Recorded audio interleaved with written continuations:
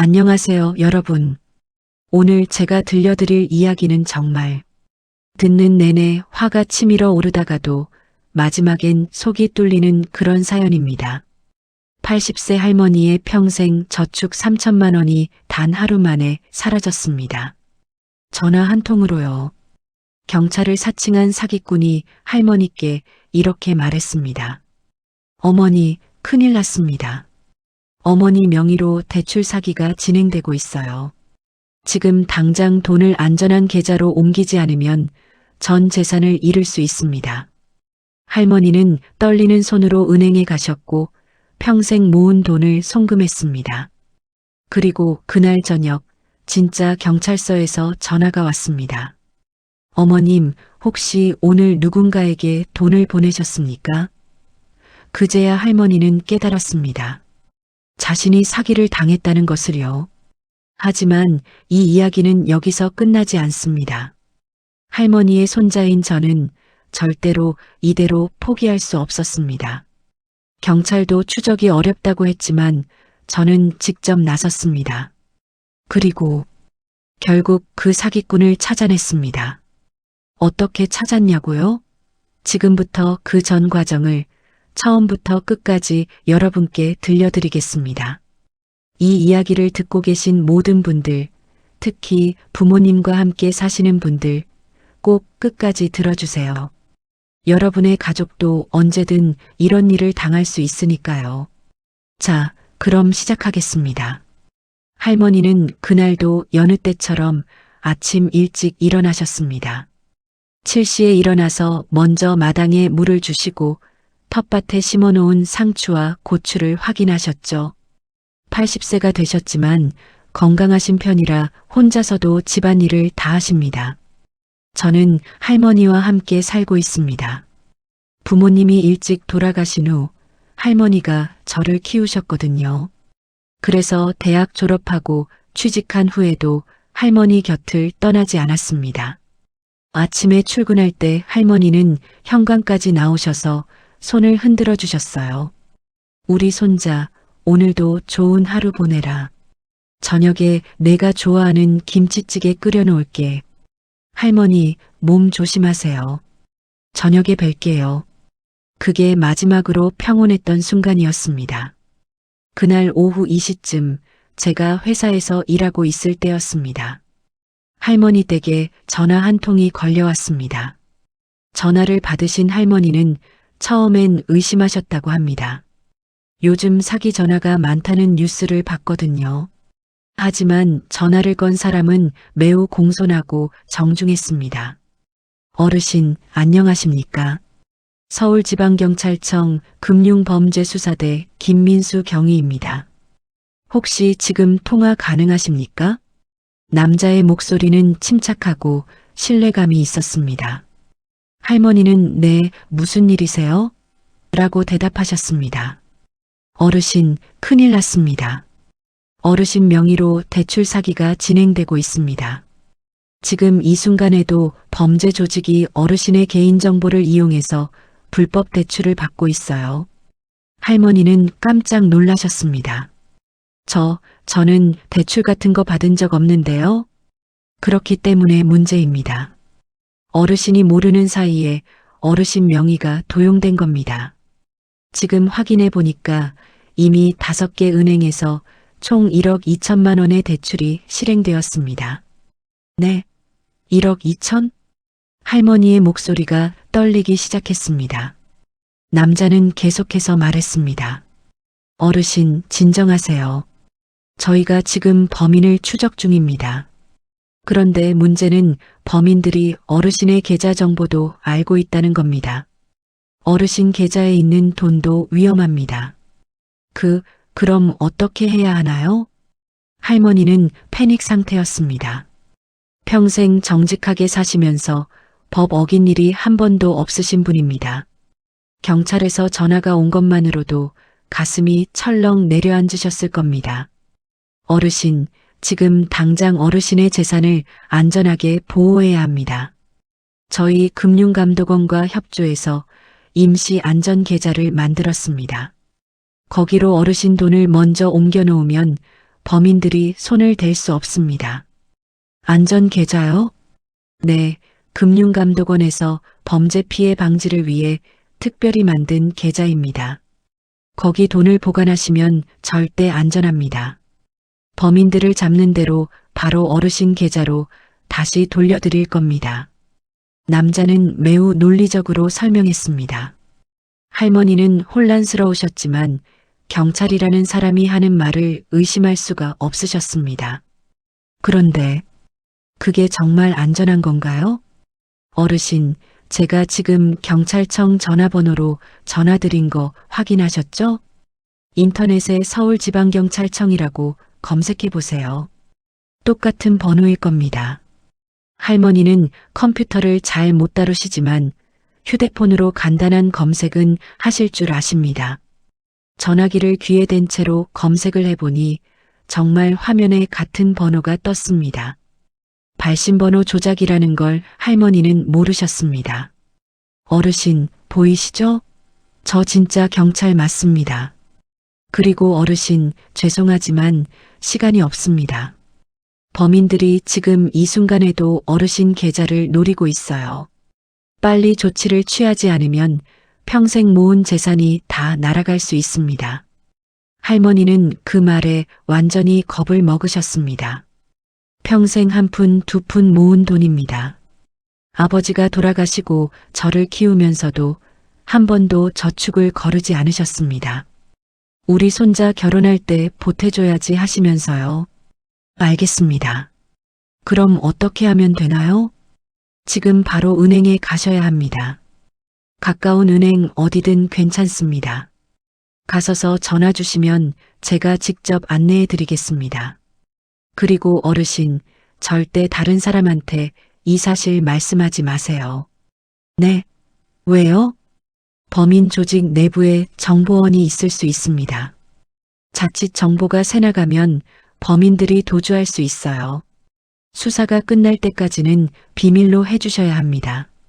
가족분들한테도요. 할머니는 고개를 끄덕이셨습니다. 경찰이 하는 말이니 맞는 말이라고 생각하셨던 거죠. 할머니는 부랴부랴 외출 준비를 하셨습니다. 가까운 은행까지는 걸어서 10분 정도 걸립니다. 할머니는 평소보다 빠른 걸음으로 은행을 향해 걸어가셨습니다. 가슴이 두근거리고 손이 떨렸다고 하십니다. 은행에 도착해서 창구 앞에 앉으셨을 때 다시 전화가 왔습니다. 어르신, 은행 도착하셨습니까? 네, 지금 막 도착했습니다. 좋습니다. 이제 창구 직원분한테 전액 인출하고 싶다고 말씀하세요. 그리고 제가 알려드리는 계좌로 송금하시면 됩니다. 은행 직원은 할머니가 전액 인출하겠다고 하자 한번 되물었습니다. 어르신, 전액을 다 인출하시게요? 무슨 일 있으세요? 할머니는 잠깐 망설이셨습니다. 하지만 전화기 너머의 남자가 재빨리 말했습니다. 어르신, 직원분한테 그냥 개인적인 일이라고 하세요. 자세히 말하면 안 됩니다. 수사에 방해가 됩니다. 아, 그냥 개인적으로 쓸 일이 있어서요. 직원은 더 이상 묻지 않았습니다.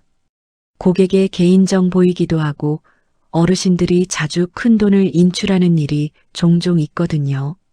손자 결혼식이나 집 계약금 때문에요. 할머니는 통장에 있던 돈 전부 3천만 원을 인출하셨습니다. 평생 모은 돈입니다. 아버지 돌아가시고 혼자서 식당 설거지, 청소 일을 하시며 10년 넘게 모으신 돈이었습니다. 어르신, 이제 ATM기로 가세요. 제가 알려드리는 계좌로 송금하시면 됩니다. 할머니는 ATM기 앞에 섰습니다. 손이 너무 떨려서 카드를 한 번에 넣지 못했습니다. 남자가 불러주는 계좌번호를 천천히 입력했습니다. 그리고 금액 3천만 원. 어르신, 송금 버튼 누르세요. 할머니는 떨리는 손으로 버튼을 눌렀습니다. 화면에 송금이 완료되었습니다라는 문구가 떴습니다. 잘하셨습니다, 어르신. 이제 어르신 재산은 안전합니다. 저희가 범인을 검거하는 대로 바로 연락드리겠습니다. 그때까지 절대 다른 사람한테 말씀하시면 안 됩니다. 네, 알겠습니다. 전화가 끊겼습니다. 할머니는 그제야 긴장이 풀리면서 주저앉을 뻔하셨습니다. ATM기 앞에서 한참을 서 계셨다고 합니다.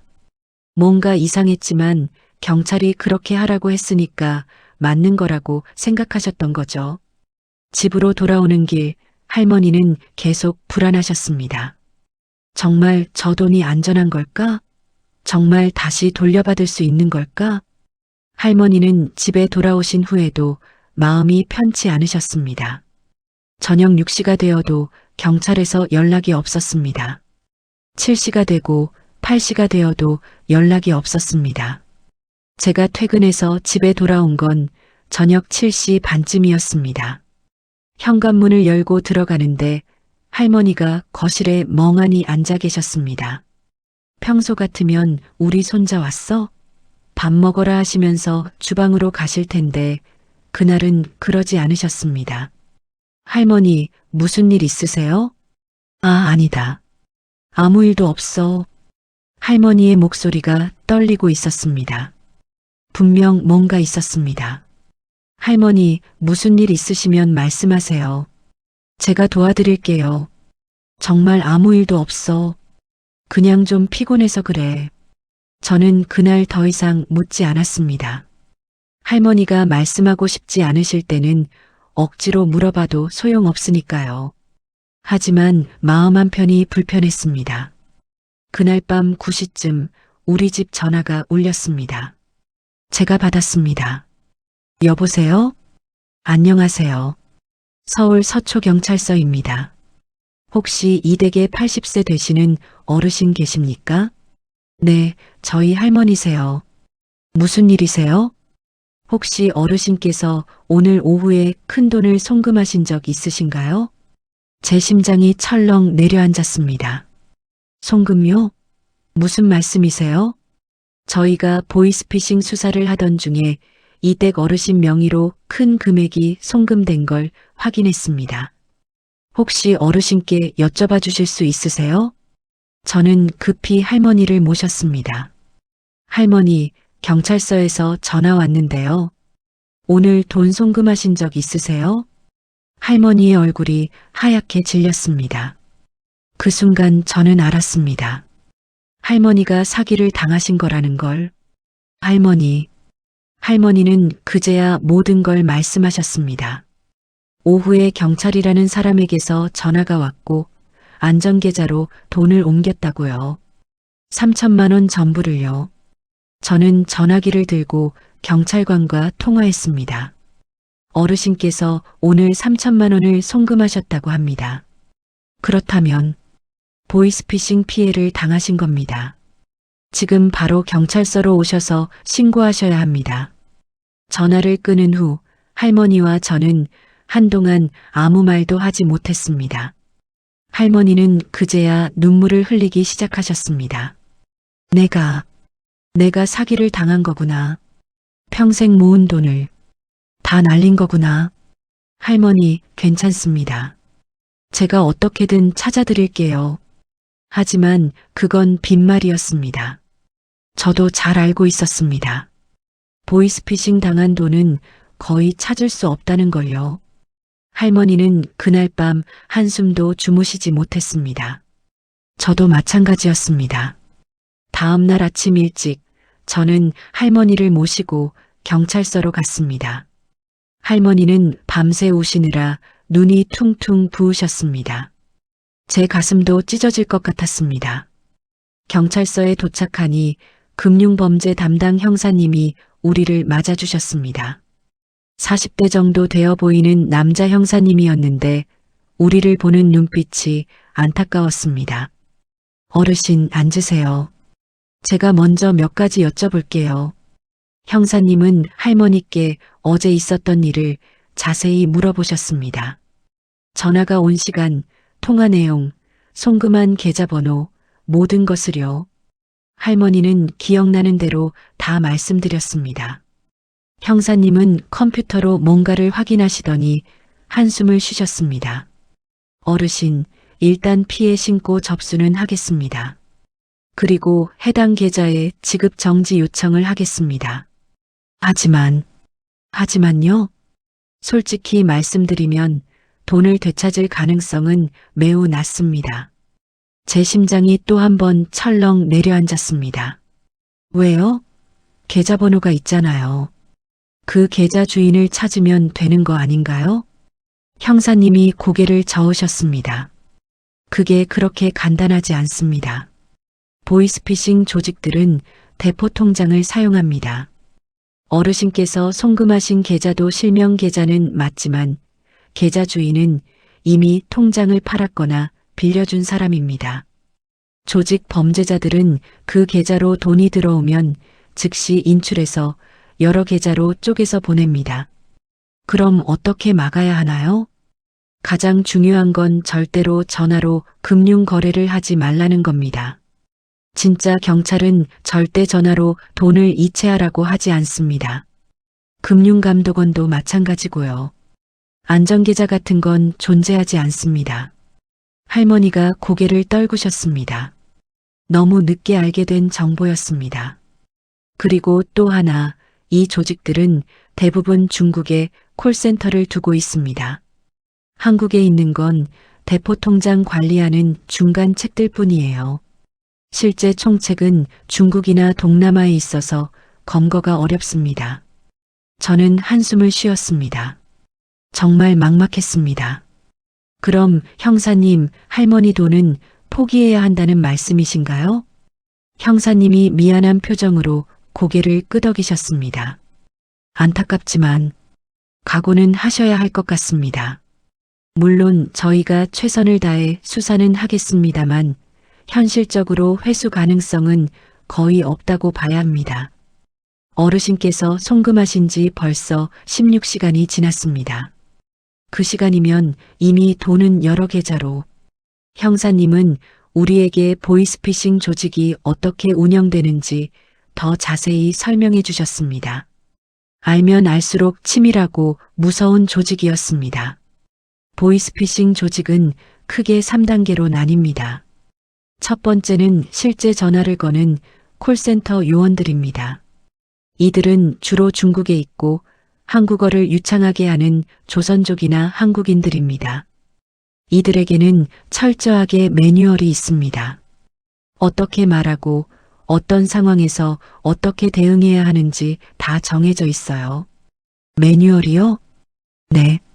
예를 들면 피해자가 의심하면 이렇게 대응하라, 가족에게 확인하려고 하면 이렇게 말해라, 이런 식이죠.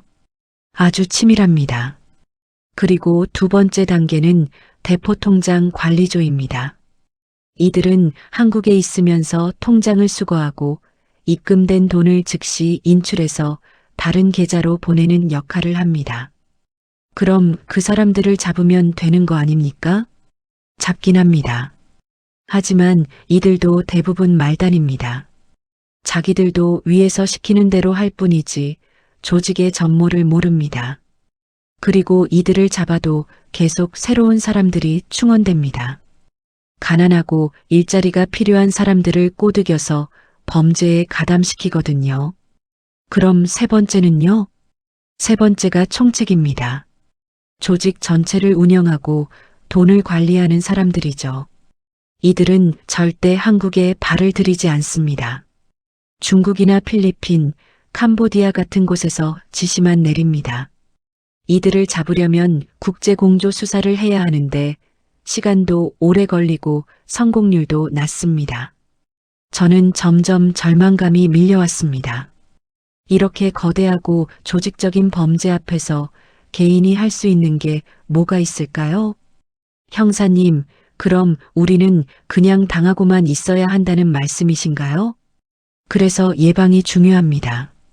이런 전화가 오면 무조건 끊고 112에 신고하거나 가족에게 연락해야 합니다. 하지만 이미 피해를 당하셨다면 형사님이 말을 흐렸습니다. 그 침묵이 모든 걸 말해주고 있었습니다. 경찰서에서 나오는 길, 할머니는 한마디도 하지 않으셨습니다. 저도 마찬가지였습니다. 차에 타고 나서도 한참을 그렇게 앉아 있었습니다. 할머니, 죄송해요. 제가 더 신경 썼어야 했는데. 아니다. 내 잘못이 아니야. 내가 어리석었지. 80살이나 먹고도 전화 사기에 넘어가다니. 할머니의 목소리가 떨렸습니다. 저는 할머니의 손을 잡았습니다. 오랜 세월 고생하신 흔적이 가득한 주름진 손이었습니다. 할머니, 제가 꼭 찾아드릴게요. 어떻게든요. 아니다. 경찰도 안 된다는데 내가 어떻게 찾니? 그냥 포기하자. 내가 운이 없었던 거야. 하지만 저는 포기할 수 없었습니다.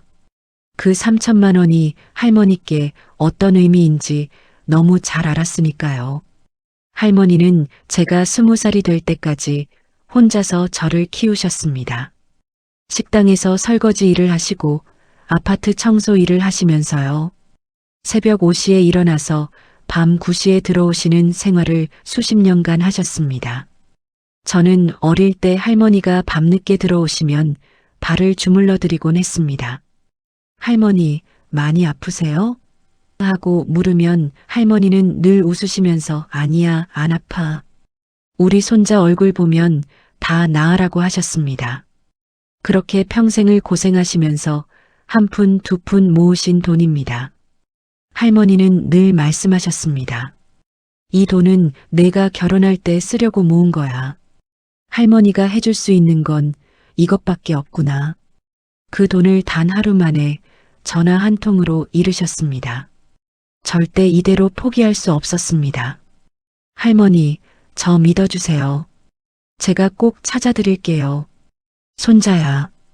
할머니는 더 이상 말씀하지 못하고 우셨습니다. 저는 그날 마음속 깊이 결심했습니다. 경찰이 안 된다면 제가 직접 찾겠다고요. 그날 밤 저는 잠을 이룰 수가 없었습니다. 머릿속에서 계속 할머니의 얼굴이 떠올랐습니다. 은행에서 떨리는 손으로 돈을 송금하시던 그 순간을 상상하니 가슴이 찢어지는 것 같았습니다. 제가 만약 그날 집에 있었다면, 할머니가 전화를 받으실 때 제가 옆에 있었다면, 그랬다면 이런 일은 막을 수 있었을 겁니다. 아니, 더 근본적으로 제가 할머니께 사기 전화에 대해 자주 얘기해 드렸다면 죄책감이 밀려왔습니다. 저는 회사 일에 바빠서 할머니와 대화할 시간도 충분히 갖지 못했습니다. 주말에도 친구들 만나느라 할머니 혼자 계시게 했고요. 할머니는 늘 괜찮다, 내일이 중요하지라고 하셨지만 사실은 외로우셨을 겁니다. 그리고 보이스피싱에 대해서도 할머니께 제대로 알려드리지 못했습니다. 뉴스에서 사기 사건이 나올 때마다 할머니, 이런 전화 오면 절대 속으면 안 돼요라고만 했지 구체적으로 어떤 수법이 있고 어떻게 대응해야 하는지는 제대로 알려드리지 못했습니다. 결국 이 모든 게 제 잘못이었습니다. 제가 더 신경 썼다면 할머니는 이런 일을 겪지 않으셨을 겁니다. 침대에 누워서 천장을 바라보며 생각했습니다. 경찰도 포기했다고 했습니다. 하지만 저는 포기할 수 없습니다. 할머니를 위해서라도, 그리고 저 자신을 위해서라도요. 다음 날 아침 할머니는 평소처럼 일찍 일어나셨습니다. 하지만 식사 준비는 하지 않으셨습니다. 그냥 마당에 나가 앉아 계셨습니다. 제가 나가서 옆에 앉았습니다. 할머니, 아침 안 드세요? 배가 안 고프구나. 할머니의 목소리는 힘이 없었습니다. 하룻밤 사이에 10살은 더 늙으신 것 같았습니다. 할머니, 손자야, 할머니가 미안하다. 평생 모은 돈을 한순간에 날려버렸구나. 너한테 물려주려고 했던 돈인데. 할머니, 그런 말씀 마세요. 할머니 잘못 아니에요. 아니다. 내가 너무 어리석었어. 80살이나 먹고도 전화 사기에 넘어가다니. 주변 사람들한테 뭐라고 말해야 하나. 할머니가 눈물을 흘리기 시작하셨습니다. 저도 울컥했습니다. 사람들이 알면 비웃을 거야. 늙은이가 정신도 없네. 어떻게 그런 걸 믿어 할 거야. 할머니, 아니에요. 이건 누구나 당할 수 있는 일이에요. 뉴스 보면 젊은 사람들도 많이 당해요. 하지만 할머니는 고개를 저으셨습니다. 아니야. 내가 조심했어야 했어. 내가 똑똑했어야 했어. 그런데 나는 너무 어리석었어. 할머니의 자책이 계속되었습니다. 저는 할머니를 꼭 안아드렸습니다. 할머니, 제가 꼭 찾아드릴게요. 약속드릴게요. 할머니는 제 어깨에 얼굴을 묻고 한참을 우셨습니다. 그러다가 고개를 들고 저를 보셨습니다. 손자야, 정말 찾을 수 있겠니? 경찰도 어렵다는데. 모르겠어요. 하지만 시도는 해볼 수 있잖아요. 가만히 있는 것보다는 낫잖아요. 할머니는 제 손을 꽉 잡으셨습니다. 위험하지 않겠니? 사기꾼들은 나쁜 사람들이잖아. 내가 다칠까봐 걱정된다. 괜찮아요, 할머니. 제가 조심할게요. 그리고 혼자 하는 거 아니에요. 필요하면 경찰에도 도움 요청할 거고요. 정말 괜찮겠니? 네, 할머니. 걱정 마세요. 할머니는 한참을 생각하시더니 천천히 고개를 끄덕이셨습니다. 알았다. 그럼 조심해라. 할머니 돈보다 내가 더 소중하니까. 그 말에 저는 더욱 결심이 굳어졌습니다. 반드시 할머니의 돈을 찾아드리겠다고요. 그날부터 저는 본격적으로 움직이기 시작했습니다. 일단 제가 가진 정보를 정리했습니다. 첫째, 할머니께 전화를 건 전화번호. 하지만 이건 발신번호 조작이라 의미가 없을 수도 있었습니다. 둘째, 할머니께서 돈을 보낸 계좌번호. 이게 가장 중요한 단서였습니다. 셋째, 통화 시간과 송금 시간. 이걸로 범인들의 활동 패턴을 추측할 수 있을 것 같았습니다. 저는 인터넷에서 보이스피싱에 대한 정보를 찾기 시작했습니다. 뉴스 기사, 피해 사례, 검거 사례 등 가능한 모든 자료를 모았습니다. 그러다가 보이스피싱 피해자들의 온라인 커뮤니티를 발견했습니다. 네이버 카페였는데 회원수가 수천 명이 넘었습니다. 카페에 들어가 보니 할머니와 비슷한 피해를 당한 사람들이 정말 많았습니다. 저는 카페에 가입 신청을 하고 할머니의 사연을 올렸습니다. 안녕하세요. 제 할머니가 며칠 전에 보이스피싱 피해를 당했습니다. 3천만 원을 잃으셨는데 경찰에서는 회수가 어렵다고 합니다. 혹시 비슷한 피해를 당하신 분들 중에 돈을 되찾으신 분 계신가요? 아니면 범인을 찾으신 분이라도 계시면 조언 부탁드립니다. 글을 올리고 30분도 안 되어서 댓글이 달리기 시작했습니다. 저도 같은 피해를 당했습니다. 어머니가 2천만 원을 보내셨어요. 경찰 수사했지만 돈은 찾지 못했습니다. 저희 아버지도 지난달에 5천만 원 사기당했습니다. 너무 속상해서 병원에 입원하셨어요. 보이스피싱 돈 찾기는 하늘의 별 따기입니다. 저도 1년째 기다리고 있지만 소식이 없어요. 절망적인 댓글들이 계속 달렸습니다. 하지만 그 중에 한 댓글이 눈에 띄었습니다. 저는 운 좋게 범인을 찾았습니다. 대포통장 관리하던 사람을 직접 추적해서요. 쪽지 보내주세요. 제가 아는 것 알려드릴게요. 저는 즉시 그 사람에게 쪽지를 보냈습니다. 그리고 그날 저녁 그 사람과 전화 통화를 했습니다. 전화를 건 사람은 40대 남성이었습니다. 자신을 김철수라고 소개했습니다. 안녕하세요. 제 카페 글 보고 연락 주셨죠? 네, 맞습니다. 혹시 어떻게 범인을 찾으셨는지 여쭤봐도 될까요? 물론이죠. 제 경험이 도움이 될지 모르겠지만 제가 아는 건 다 알려드릴게요. 김철수 씨는 6개월 전에 아버지가 보이스피싱 피해를 당했다고 했습니다. 4천만 원을 잃으셨고 경찰에 신고했지만 소용이 없었다고 합니다. 그래서 직접 추적에 나섰고 결국 대포 통장을 관리하던 사람을 찾아냈다고 했습니다. 어떻게 찾으셨어요? 일단 통화 기록부터 분석했습니다. 아버지께 전화 온 번호가 발신번호 조작이긴 했지만 통화 패턴을 보니까 특정 시간대에 집중되어 있더라고요. 오후 2시에서 5시 사이예요. 이 시간대는 집에 어르신들만 계실 가능성이 높은 시간이거든요. 아, 우리 할머니도 그 시간대에 전화 받으셨어요. 그렇죠? 이 사기꾼들은 패턴이 있어요. 일단 타겟을 정하면 같은 수법을 반복합니다. 그리고 또 하나 송금받은 계좌를 추적했습니다. 계좌는 어떻게 추적하셨어요? 일단 그 계좌가 어느 은행인지 확인했죠. 계좌번호 앞자리를 보면 어느 은행인지 알 수 있거든요. 그리고 그 은행의 거래 내역을 확인했습니다. 물론 본인이 아니면 확인이 안 되지만 경찰 수사 자료에 있었어요. 경찰한테 부탁해서 복사본을 받았습니다. 그래서 뭘 발견하셨어요? 그 계좌로 들어온 돈이 제 아버지 돈만이 아니었어요. 같은 날, 같은 시간대에 여러 건의 송금이 있었습니다. 적게는 수백만 원, 많게는 수천만 원씩이요. 그리고 그 돈들이 입금되자마자 바로 인출되거나 다른 계좌로 이체되었더라고요. 그럼 그 계좌 주인을 찾으셨어요? 그게 쉽지 않았습니다.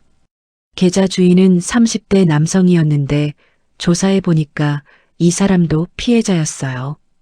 대포 통장 브로커한테 속아서 통장을 팔았거든요. 그럼 어떻게? 그 사람을 추궁했습니다. 누구한테 통장을 팔았는지 알아내려고요. 처음엔 모른다고 발뺌하더라고요. 그래서 제가 경찰에 신고하겠다고 했죠. 통장을 팔았으면 그것도 범죄라고요. 그래서요? 그제야 실토했습니다. 자기한테 통장을 사러 온 사람의 연락처를 알려줬어요. 물론 그것도 가짜 번호였지만 거기서부터 실마리가 풀리기 시작했습니다. 저는 김철수 씨의 이야기를 들으면서 메모를 했습니다. 제가 해야 할 일들이 보이기 시작했습니다. 전화를 끊고 난 후 저는 할머니께 여쭤봤습니다. 할머니, 송금하신 계좌번호 기억하세요? 응, 여기 적어놨어. 할머니는 수첩을 꺼내셨습니다. 거기에 계좌번호가 적혀 있었습니다. 할머니는 송금할 때 혹시 몰라서 적어두셨던 겁니다. 저는 그 계좌번호를 보고 인터넷으로 검색했습니다. 계좌번호 앞자리를 보니 신한은행이었습니다. 그리고 더 검색해보니 이 계좌번호가 여러 보이스피싱 피해 사례에서 언급되고 있었습니다. 피해자 카페에 올라온 글들을 보니 최근 한 달 사이에 같은 계좌로 돈을 보낸 사람이 최소 10명은 되었습니다. 피해 금액도 각각 달랐지만 대부분 2천만 원에서 5천만 원 사이였습니다. 저는 그 글들을 하나하나 읽으면서 패턴을 찾으려고 했습니다. 그리고 발견했습니다. 모든 피해가 오후 2시에서 4시 사이에 발생했다는 것을요. 그리고 송금 후 30분 이내에 돈이 인출되거나 이체되었다는 것도요. 이건 조직적으로 움직이고 있다는 증거였습니다. 한 명이 전화를 걸면 다른 한 명이 계좌를 모니터링하다가 돈이 들어오면 즉시 인출하는 시스템이었던 겁니다. 저는 더 깊이 파고들기로 했습니다. 그 계좌 주인이 누구인지 알아내야 했습니다. 저는 다시 피해자 카페에 글을 올렸습니다. 이번에는 더 구체적으로요. 혹시 신한은행 XXX-XXXX-XXX 계좌로 돈을 보내신 분 계신가요? 이 계좌와 관련해서 정보를 모으고 있습니다. 함께 범인을 찾아봅시다. 그러자 댓글이 쏟아지기 시작했습니다. 저도 그 계좌로 보냈어요. 3천만 원. 저희 어머니도 그 계좌로 2,500을 보냈습니다. 저도요. 4천만 원 날렸어요. 10명이 넘는 사람들이 같은 계좌로 돈을 보냈다고 댓글을 달았습니다. 피해 금액을 다 합치면 3억 원이 넘었습니다. 저는 그 사람들과 단체 채팅방을 만들었습니다. 그리고 각자가 가진 정보를 공유하기 시작했습니다. 한 사람이 중요한 정보를 제공했습니다. 제가 경찰서에서 받은 자료를 보니까 그 계좌 주인 이름이 나와 있더라고요. 이재훈이라는 33세 남성이에요. 이재훈? 그 사람이 사기꾼인가요? 아닐 겁니다. 아마 대포 통장일 거예요. 이 사람도 통장을 팔았거나 빌려줬을 가능성이 높아요. 그럼 그 사람을 찾아야겠네요. 우리는 이재훈이라는 사람에 대해 조사하기 시작했습니다. 이름으로 검색을 해보니 전국에 이재훈이라는 이름을 가진 사람이 수백 명이 넘었습니다. 하지만 우리가 찾는 사람은 33세 신한은행 계좌를 가진 사람이었습니다. 단체 채팅방에서 우리는 각자의 피해 경험을 공유했습니다. 그리고 놀라운 사실을 발견했습니다. 모두가 거의 똑같은 수법으로 당했다는 것이었습니다. 한 분이 말했습니다. 저희 어머니한테 전화 온 사람도 경찰을 사칭했어요. 그리고 정확히 같은 멘트를 했어요. 어머니 명의로 대출 사기가 진행되고 있다. 안전계좌로 돈을 옮겨야 한다. 이런 식으로요. 다른 분도 거들었습니다. 저희 아버지 경우도 똑같아요. 전화 온 시간도 오후 2시 30분경이고 수법도 똑같았어요. 저는 우리가 같은 조직의 피해자라는 확신이 들었습니다. 이건 단순히 개인이 저지른 범죄가 아니었습니다. 철저하게 계획된 조직 범죄였던 겁니다. 그럼 우리가 힘을 합치면 범인을 찾을 수 있지 않을까요? 제 제안에 모두가 동의했습니다. 우리는 본격적으로 정보를 취합하고 분석하기 시작했습니다. 먼저 모든 피해자의 통화 시간을 정리했습니다. 그리고 패턴을 발견했습니다. 전화는 항상 오후 2시에서 4시 사이에 왔습니다. 그리고 월요일부터 금요일까지 주말에는 전화가 없었습니다. 이건 이 조직이 마치 회사처럼 근무 시간이 있다는 뜻이었습니다. 또 하나 송금 후 돈이 인출되는 패턴도 분석했습니다. 대부분 송금 후 30분 이내에 ATM에서 인출되었고 인출 장소는 주로 서울 강남구와 송파구에 집중되어 있었습니다. 이거 보세요. 인출 장소가 계속 강남과 송파에서만 나타나요. 범인이 그 지역에 있다는 거 아닐까요? 맞아요. 그리고 인출하는 시간도 거의 비슷해요. 오후 3시에서 5시 사이. 우리는 점점 범인의 활동 범위를 좁혀가고 있었습니다. 며칠간의 조사 끝에 우리는 또 다른 패턴을 발견했습니다. 발신번호 조작이긴 했지만 전화를 건 번호들을 분석해보니 특정 패턴이 있었습니다. 채팅방에 한 분이 IT 업계에서 일하시는 분이었는데 그분이 말했습니다. 발신번호 조작은 특정 앱이나 서비스를 이용해야 합니다. 그리고 그런 서비스들은 대부분 중국 업체들이 제공하고 있어요. 범인들이 중국에서 전화를 걸고 있을 가능성이 높습니다. 그럼 우리가 찾을 수 있을까요? 직접 찾기는 어렵습니다. 하지만 통화 기록을 보면 단서가 있을 수 있어요. 예를 들어 통화 품질이라든지 배경 소음 같은 거요. 우리는 각자 녹음된 통화 내역이 있는지 확인했습니다. 다행히 한 분이 통화 내용을 녹음해 두셨습니다. 스마트폰의 자동 녹음 기능 덕분이었습니다.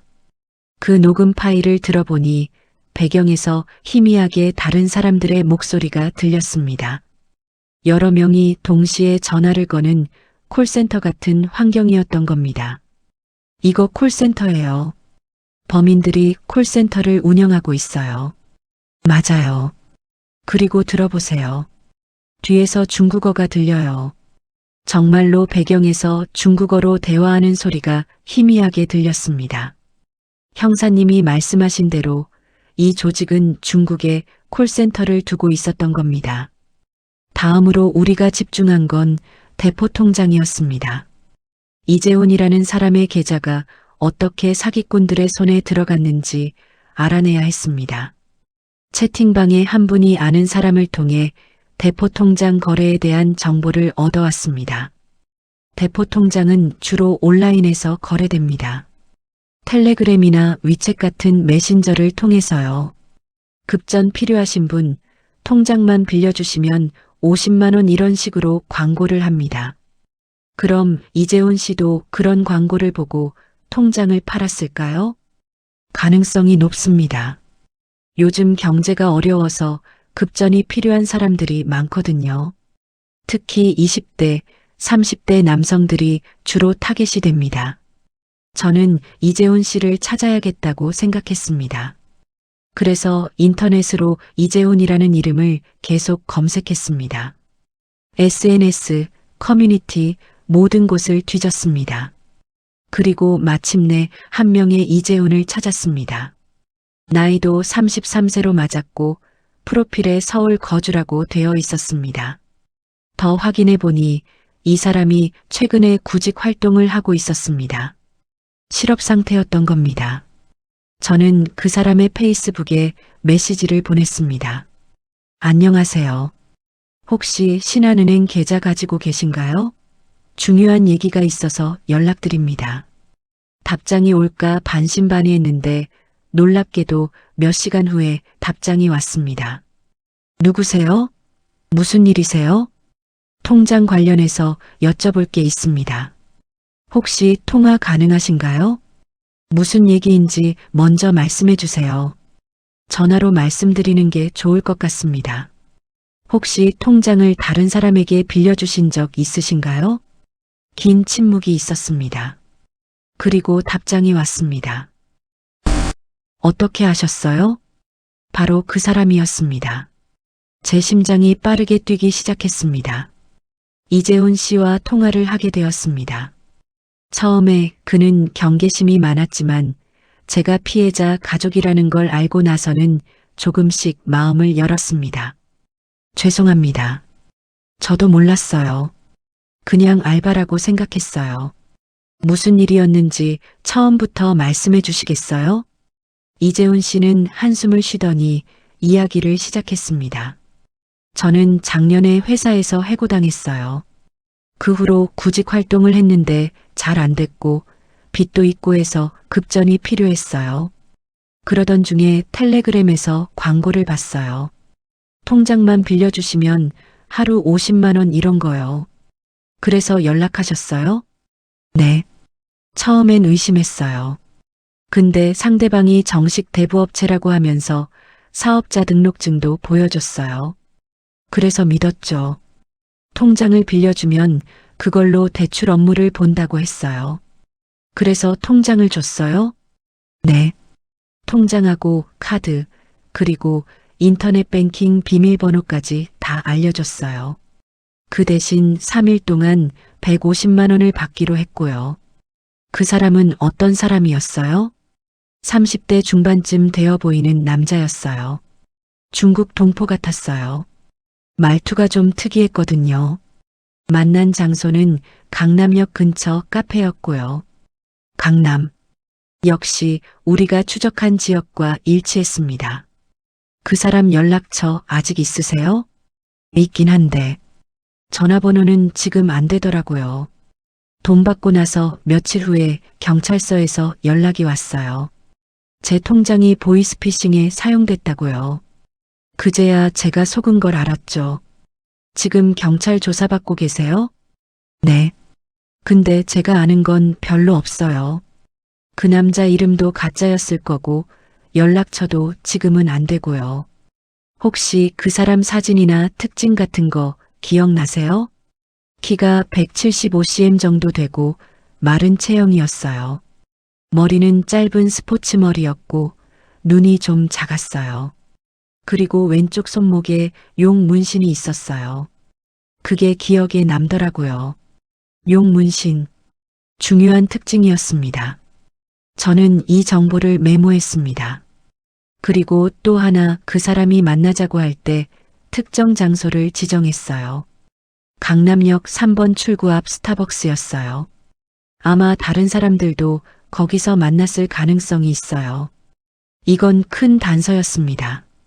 만약 그 사람이 계속 같은 장소에서 거래를 한다면 우리가 그곳에서 잠복할 수도 있었습니다.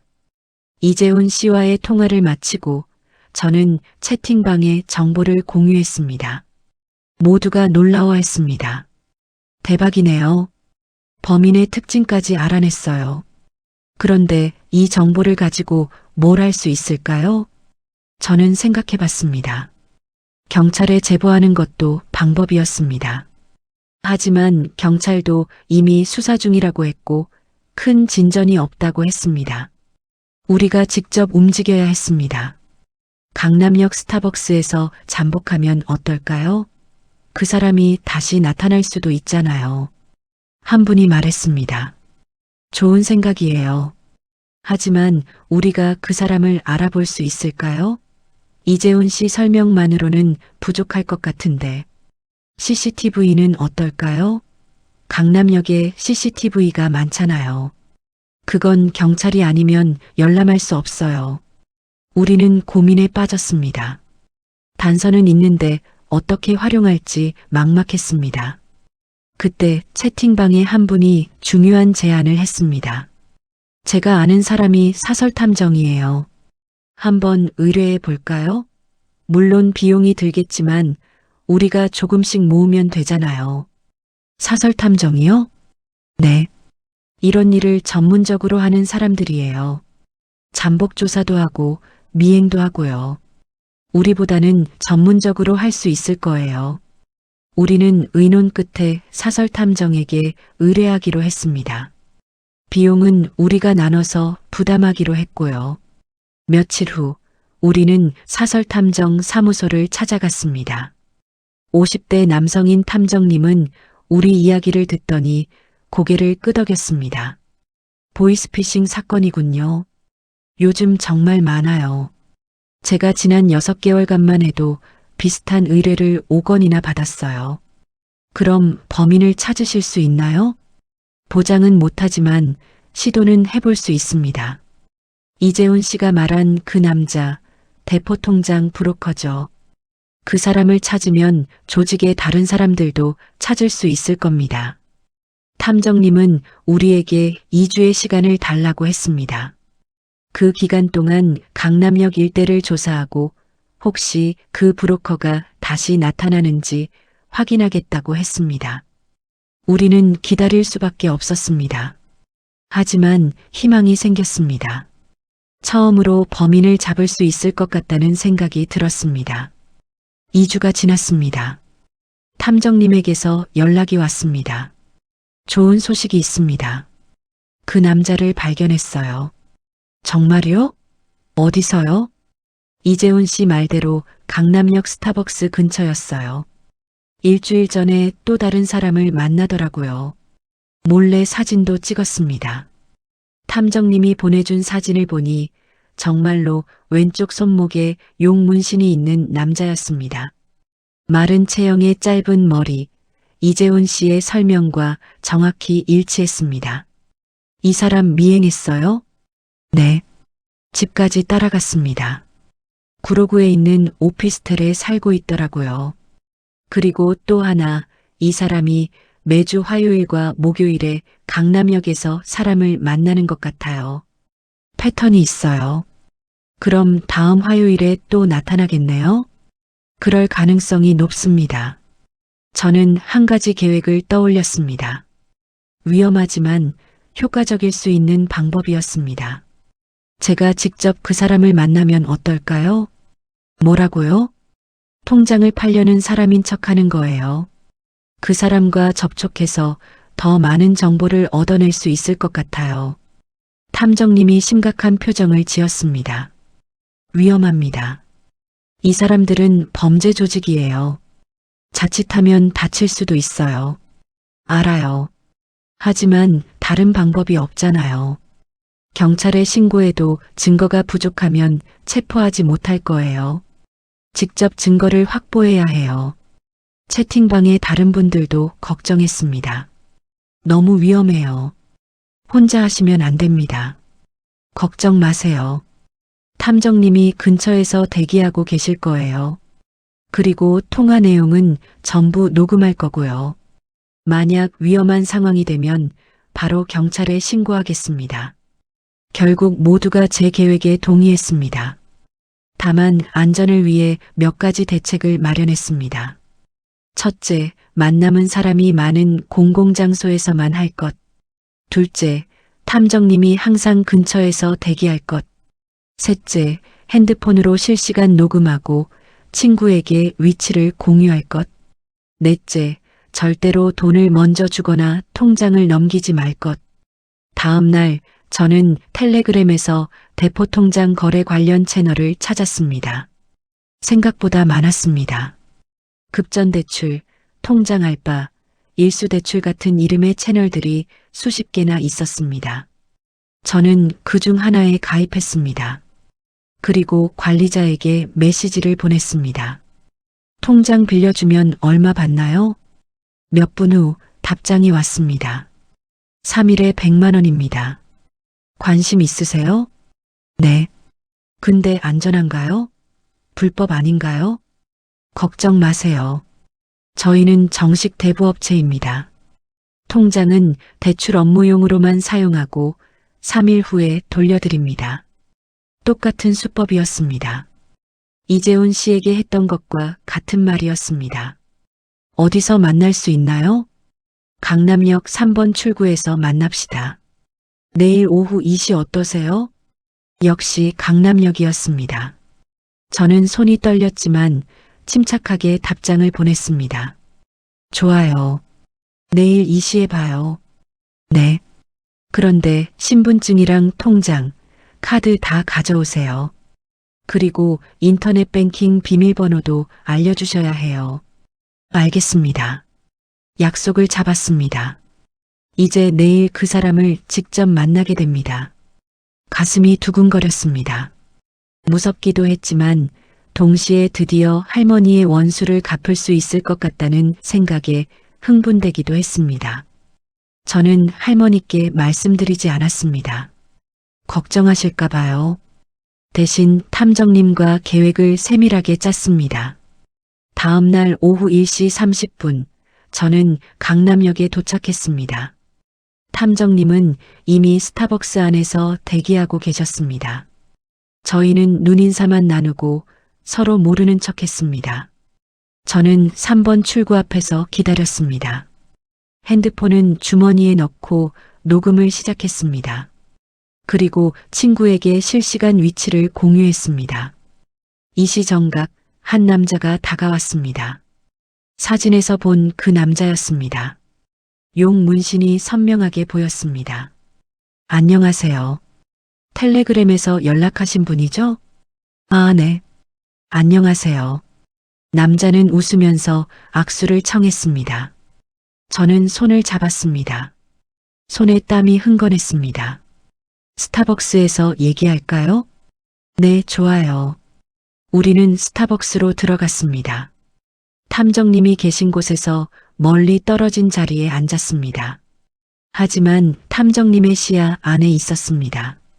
통장 가져오셨어요? 네, 가져왔어요. 근데 정말 안전한 거 맞죠? 물론이죠. 저희는 정식 대부업체예요. 여기 사업자 등록증도 있고요.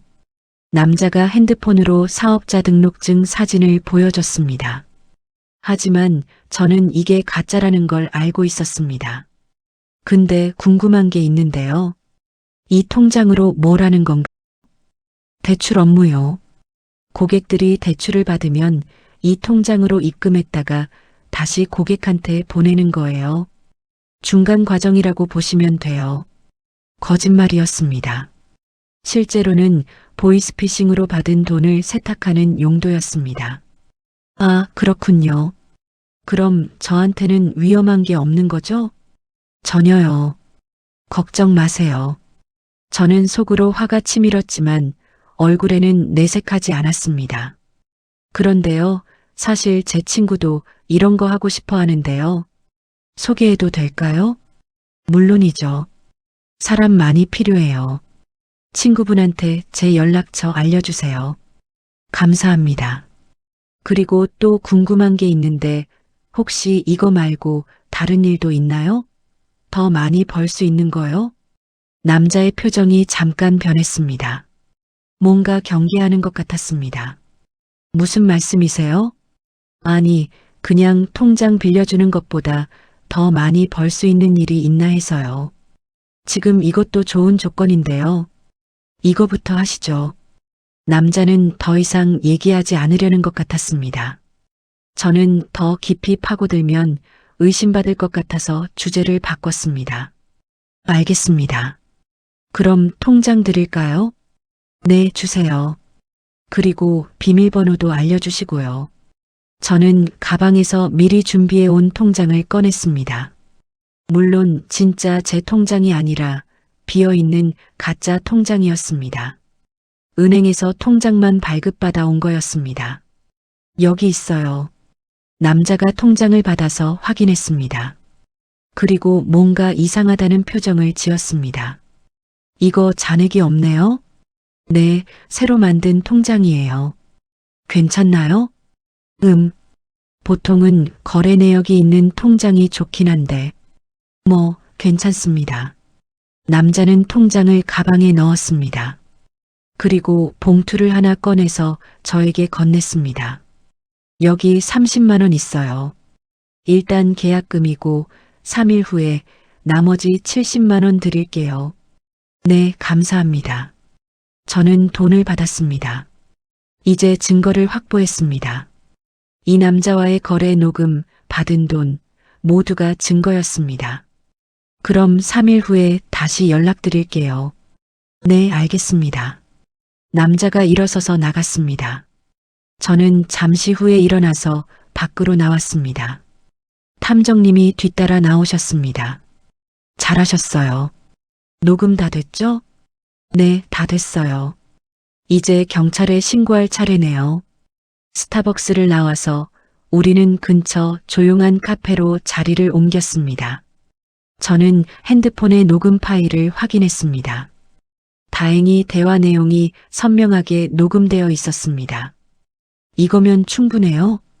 탐정님이 고개를 끄덕였습니다. 네. 이 사람이 대포 그쪽엔 계좌들도 추적하면 되잖아요. 추적을 하긴 합니다. 하지만 시간이 너무 오래 걸리고 대부분 범죄자들은 해외로 돈을 빼돌립니다. 중국이나 동남아로요. 그쪽으로 넘어가면 추적이 거의 불가능해집니다. 할머니가 조용히 울기 시작하셨습니다. 저는 주먹을 꽉 쥐었습니다. 그럼 경찰서에서는 아무것도 안 해주신다는 말씀이세요? 그런 건 아닙니다. 저희도 최선을 다해서 수사하겠습니다. 하지만 현실적으로 보이스피싱 피해금 회수율은 5%도 안 됩니다. 그리고 설사 범인을 잡는다 해도 이미 돈은 흔적도 없이 사라진 경우가 대부분입니다. 형사님의 말은 정직했지만 너무 잔인했습니다. 형사님은 우리에게 보이스피싱의 실태에 대해 자세히 설명해 주셨습니다. 요즘 보이스피싱 조직들은 아주 정교해졌습니다. 예전에는 단순하게 가족이 사고 났다는 식의 수법이었지만 요즘은 경찰이나 검찰, 금융감독원을 사칭합니다. 발신번호도 조작해서 진짜 기관 번호로 보이게 만들어요. 일주일 후 탐정님에게서 중요한 정보가 들어왔습니다. 그 남자 어제 누군가와 만났어요. 돈을 전달하더라고요. 누구요? 40대 정도 되어 보이는 남자였어요. 차를 타고 왔던데 차 번호까지 확인했습니다. 그리고 그 남자가 받은 돈 봉투를 보니까 두툼했어요. 수백만 원은 되어 보였어요. 그 사람이 위에 있는 사람인가요? 그럴 가능성이 높습니다. 대포통장 브로커가 모은 돈을 전달하는 거니까요. 이제 조직의 구조가 보이기 시작했습니다. 맨 아래에는 통장을 파는 사람들, 그 위에 대포통장을 모으는 브로커, 그리고 그 위에 돈을 관리하는 중간 책이 있었습니다. 이제 경찰에 신고할 때가 됐나요? 네. 하지만 그 전에 한 가지 더 확보하고 싶은 게 있어요. 뭔데요? 보이스피싱 콜센터와의 연결고리요. 지금까지 우리가 찾은 건 대포통장 조직이에요. 하지만 실제로 전화를 걸어서 사기를 치는 사람들은 따로 있거든요. 그 연결고리를 찾아야 전체 조직을 무너뜨릴 수 있어요. 어떻게 찾을 수 있을까요? 그 40대 남자를 미행해야 해요. 아마 그 사람이 콜센터와 연락하고 있을 거예요. 탐정님은 며칠 더 미행을 계속했습니다. 그리고 마침내 결정적인 장면을 포착했습니다. 그 40대 남자가 PC방에 들어가서 해외 메신저로 누군가와 통화하는 모습이었습니다. 중국어로 대화하고 있었고 계좌, 송금, 피해자 같은 단어들이 들렸다고 합니다. 이제 확실해요. 이 사람이 중국 콜센터와 연결되어 있어요. 그럼 이제 경찰에 신고하나요? 네. 하지만 그냥 신고하면 안 돼요. 제대로 된 증거와 함께 신고해야 경찰이 움직여요. 우리는 그동안 모은 모든 증거를 정리했습니다. 녹음 파일, 사진, 미행 기록, 차량 번호, 계좌 정보, 모든 것을요. 그리고 저는 경찰서를 찾아갔습니다. 처음에 할머니 사건을 담당했던 형사님을 만났습니다. 형사님, 저 기억하세요? 보이스피싱 피해자 손자인데요. 아, 그때 그분. 무슨 일이세요? 범인을 찾았습니다. 형사님의 눈이 커졌습니다. 뭐라고요? 저는 그동안의 과정을 모두 설명했습니다. 형사님은 제 이야기를 듣더니 놀란 표정을 지었습니다. 이걸 어떻게 혼자 다 하셨어요? 혼자가 아니에요. 다른 피해자 가족들과 함께 했어요. 그리고 사설 탐정의 도움도 받았고요. 대단하네요. 보통 사람들은 포기하는데 포기할 수 없었어요. 제 할머니 평생 모으신 돈이에요. 형사님은 제가 가져온 증거들을 하나하나 확인했습니다. 그리고 고개를 끄덕였습니다. 이 정도면 충분해요. 영장 청구할 수 있을 것 같아요. 정말요? 네. 특히 이 녹음 파일이 결정적이에요. 대포통장 거래 장면이 명확하게 녹음되어 있고 위조된 사업자 등록증도 있고요. 그리고 미행 사진들도 좋은 증거가 됩니다. 드디어였습니다. 경찰이 움직이기 시작한 겁니다. 며칠 정도 걸릴까요? 영장 발부받는데 일주일 정도요.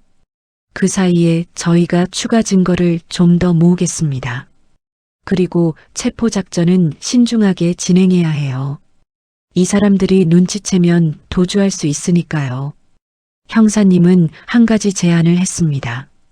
한 가지 작전이 있는데 도와주실 수 있으세요? 무슨 작전인데요? 미끼 작전입니다. 이 조직을 한 번에 잡으려면 현장에서 범행하는 걸 잡아야 해요. 그래서 일부러 미끼를 던지는 거죠. 어떻게요? 새로운 통장을 만들어서 그 브로커에게 넘기는 겁니다. 그리고 그 통장으로 보이스피싱 범행이 이루어지는 순간을 포착하는 거죠. 그러면 현행범으로 체포할 수 있어요. 하지만 그러려면 실제로 누군가가 피해를 당해야 하는 거 아닌가요? 아니요. 우리가 가짜 피해자를 만드는 겁니다. 경찰관 한 명이 피해자 역할을 하고 미끼 계좌로 돈을 송금하는 척하는 거죠. 물론 실제로는 송금하지 않고요. 하지만 범인들은 송금이 된 줄 알고 움직일 겁니다. 그게 가능한가요? 가능해요. 저희가 은행과 협조하면 돼요.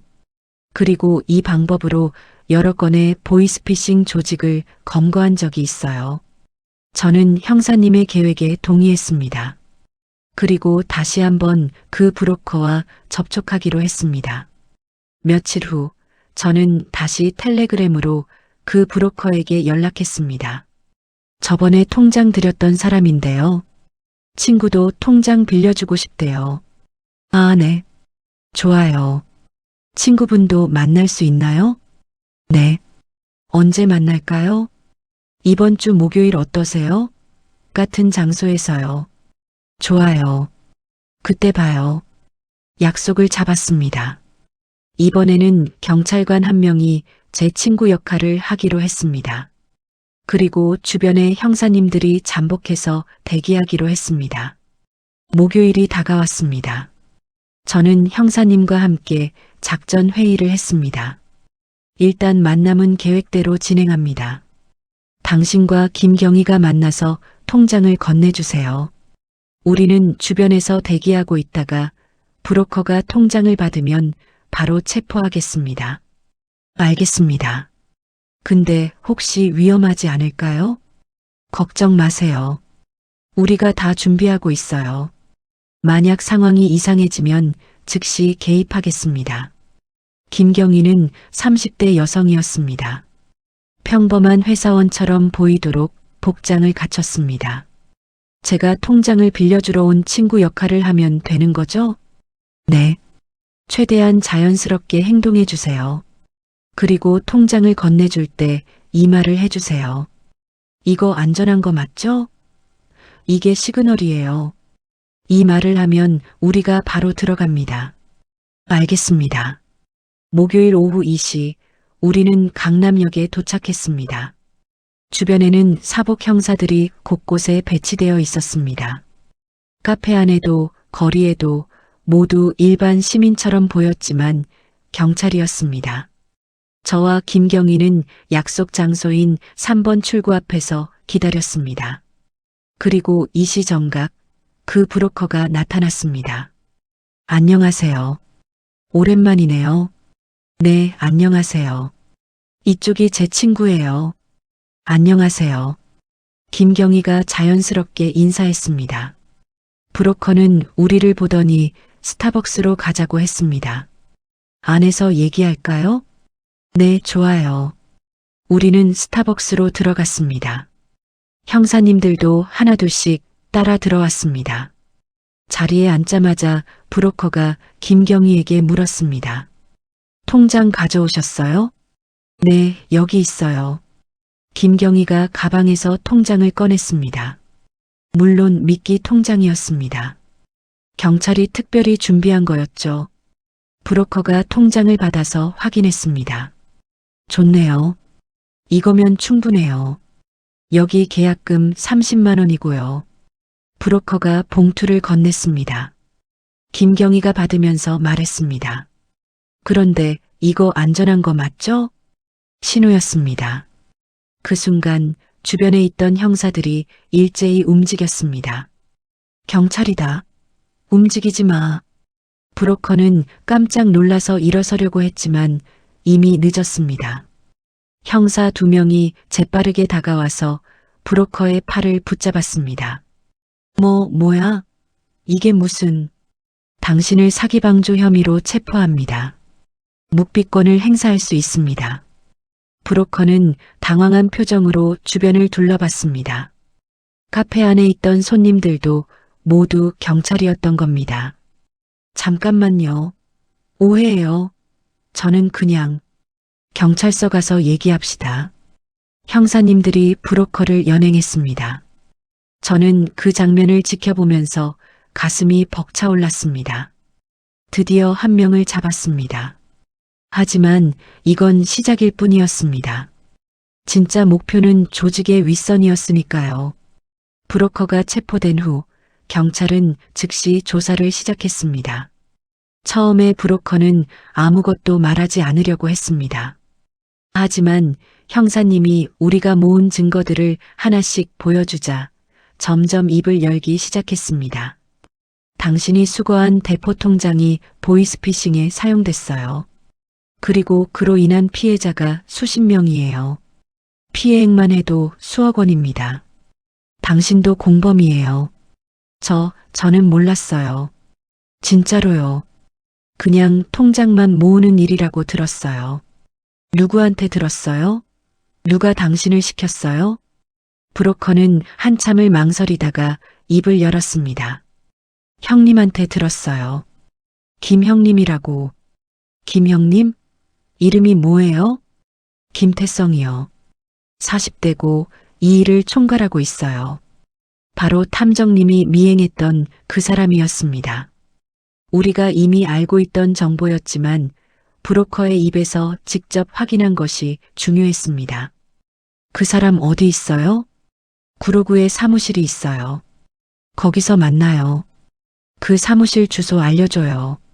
브로커는 주소를 알려줬습니다. 형사님은 즉시 영장을 청구했고 다음 날 새벽 그 사무실을 급습하기로 했습니다. 저도 현장에 가고 싶다고 했지만 형사님은 안 된다고 했습니다. 위험합니다. 이 사람들이 무기를 가지고 있을 수도 있어요. 전문 인력이 가야 해요. 하지만 제가 이 사건을 여기까지 끌고 온 거잖아요. 보고 싶어요. 형사님이 한참을 고민하더니 말했습니다. 알겠습니다. 하지만 조건이 있어요. 절대 앞으로 나서지 마세요. 뒤에서 지켜만 보는 거예요.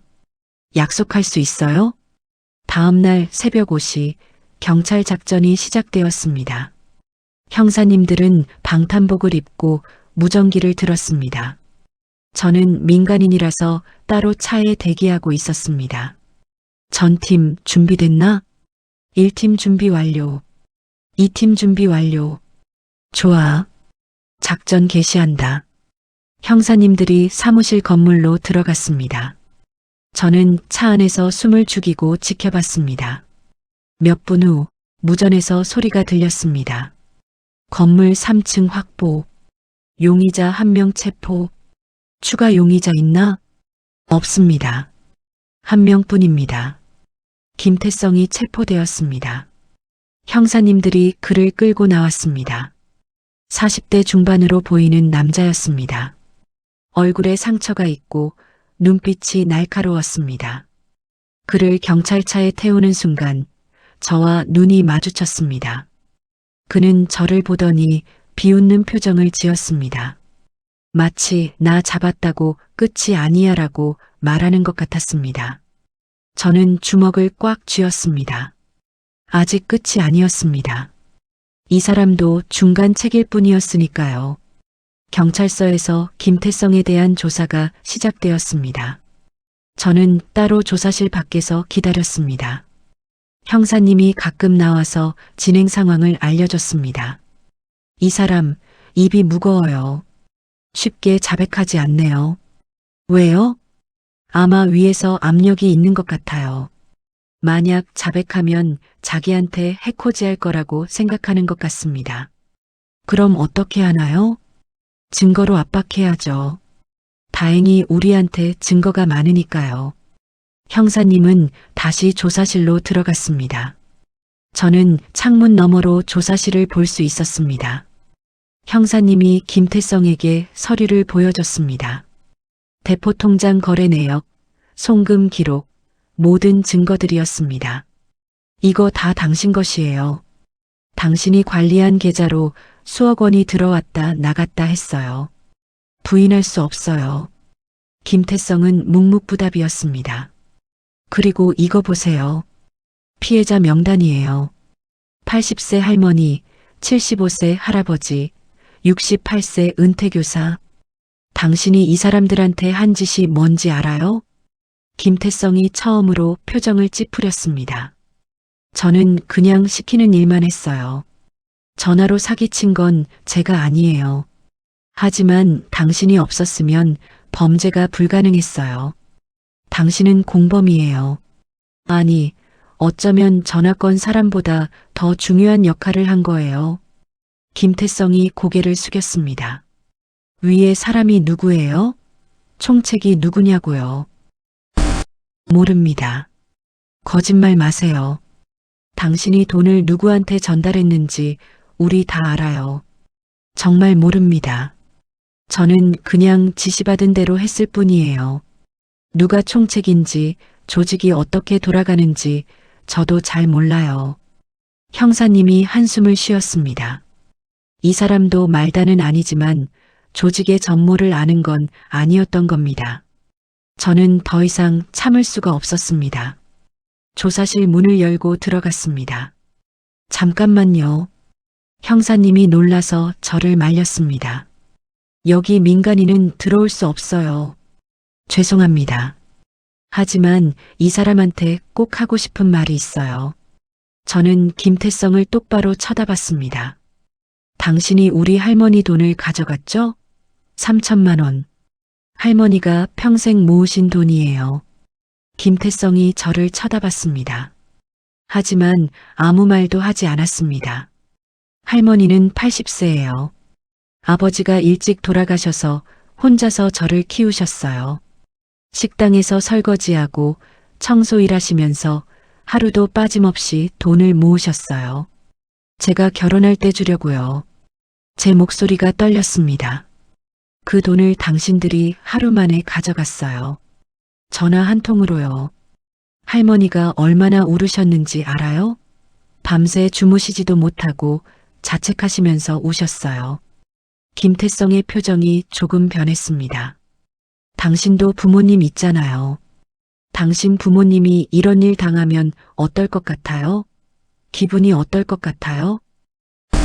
미안합니다. 김태성이 처음으로 입을 열었습니다. 진심으로 미안합니다. 하지만 저도 먹고 살아야 했어요. 먹고 살려고 남의 평생 저축을 빼앗아요? 그게 말이 돼요? 저도 처음엔 이게 이렇게 큰 범죄인 줄 몰랐어요.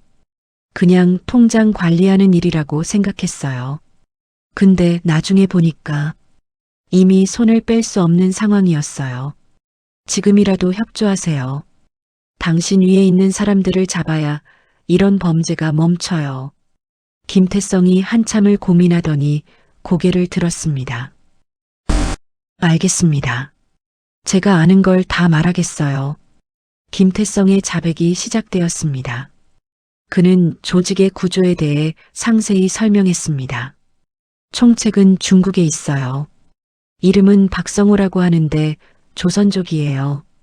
50대 남자고요. 이 사람이 중국에서 콜센터를 운영하면서 한국 사람들한테 전화를 걸어요. 콜센터가 어디 있어요? 중국 옌벤이요. 거기에 건물 하나를 통째로 빌려서 콜센터를 운영해요. 직원이 한 30명 정도 돼요. 30명이나요? 네. 다 한국어를 하는 조선족이나 한국인들이에요.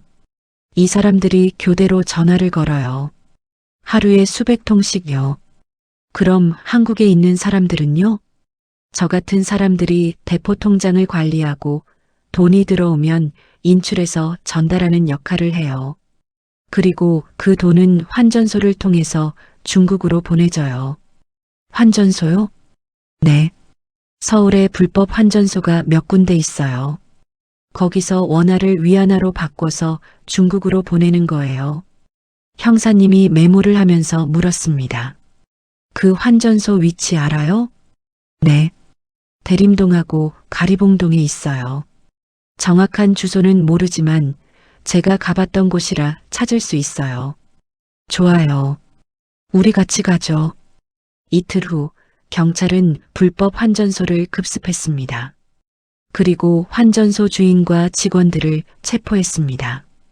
거기서 수억 원의 현금과 거래 장부가 발견되었습니다. 이거 대박이네요. 이 장부에 모든 거래 내역이 다 있어요. 형사님이 흥분한 목소리로 말했습니다. 이걸로 조직 전체를 추적할 수 있어요. 누가 얼마를 중국으로 보냈는지 다 기록되어 있어요.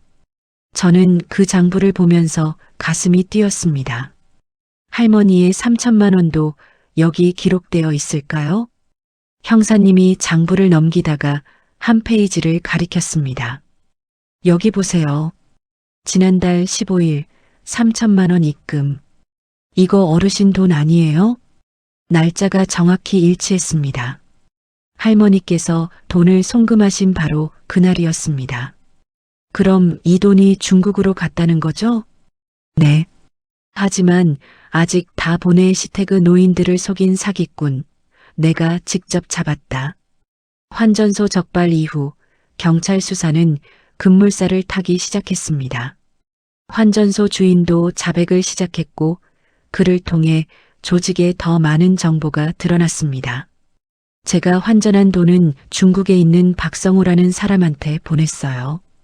이 사람이 모든 걸 총괄하고 있어요. 얼마나 자주 보냈어요? 일주일에 두세 번이요. 한 번에 1억 원 정도씩이요. 지난 1년 동안 총 50억 원 넘게 보냈을 거예요.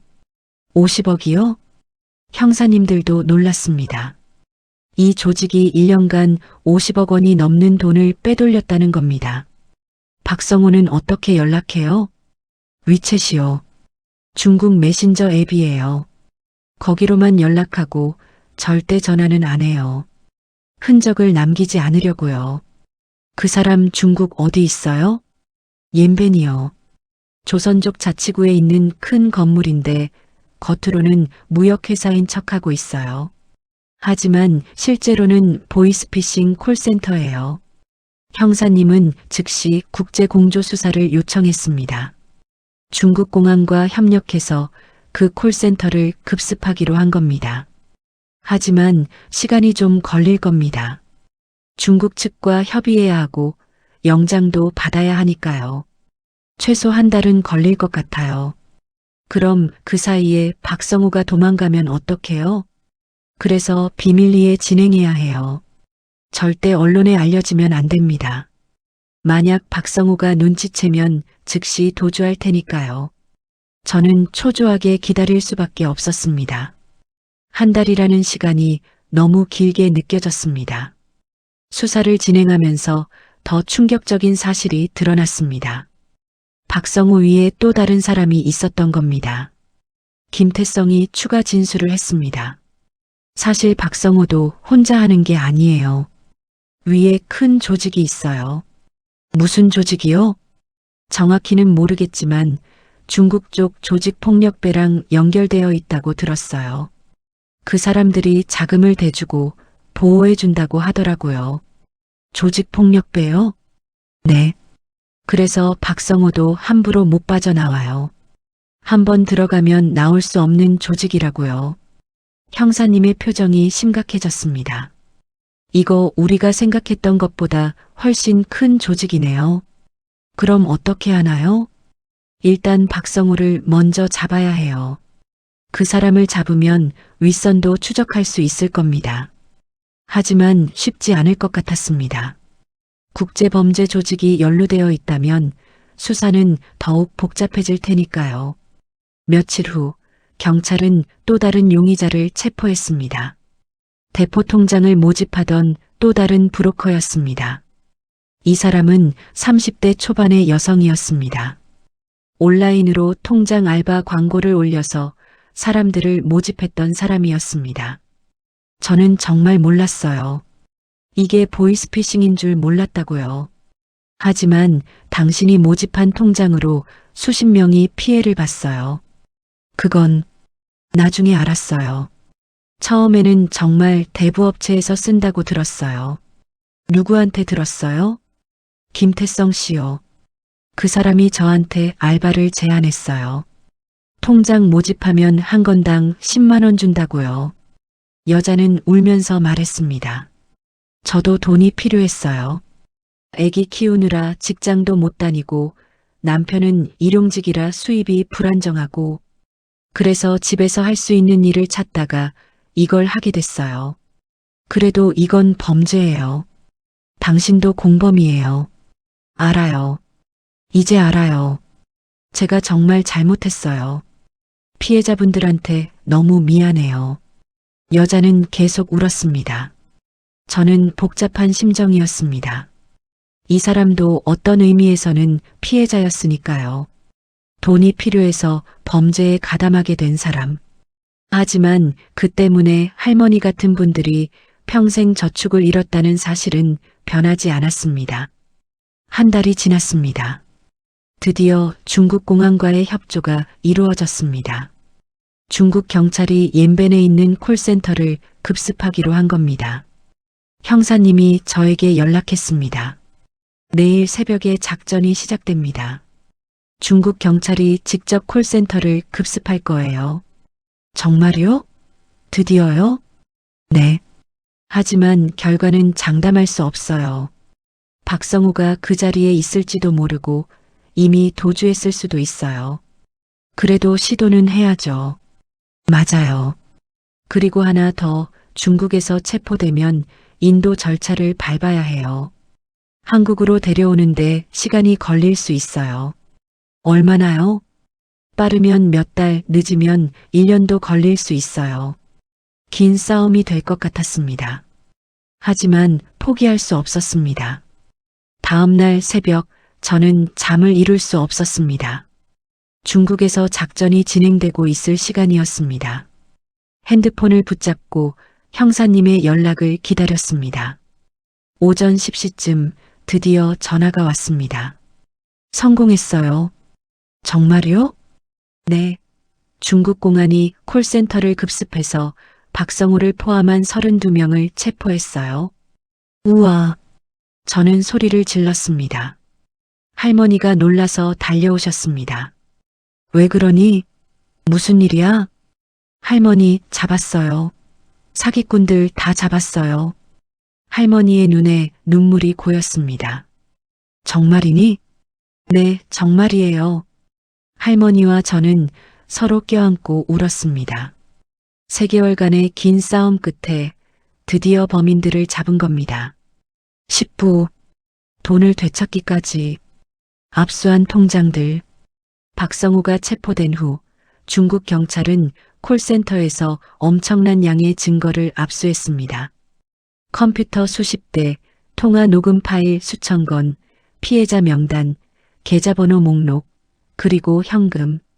형사님이 저에게 중국 경찰로부터 받은 자료를 보여줬습니다. 이거 보세요. 피해자 명단이에요.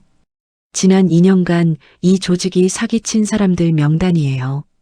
목록을 보니 수천 명의 이름이 있었습니다. 할머니 이름도 있었고요. 이 사람들 피해액을 다 합치면 100억 원이 넘어요. 100억이요? 네.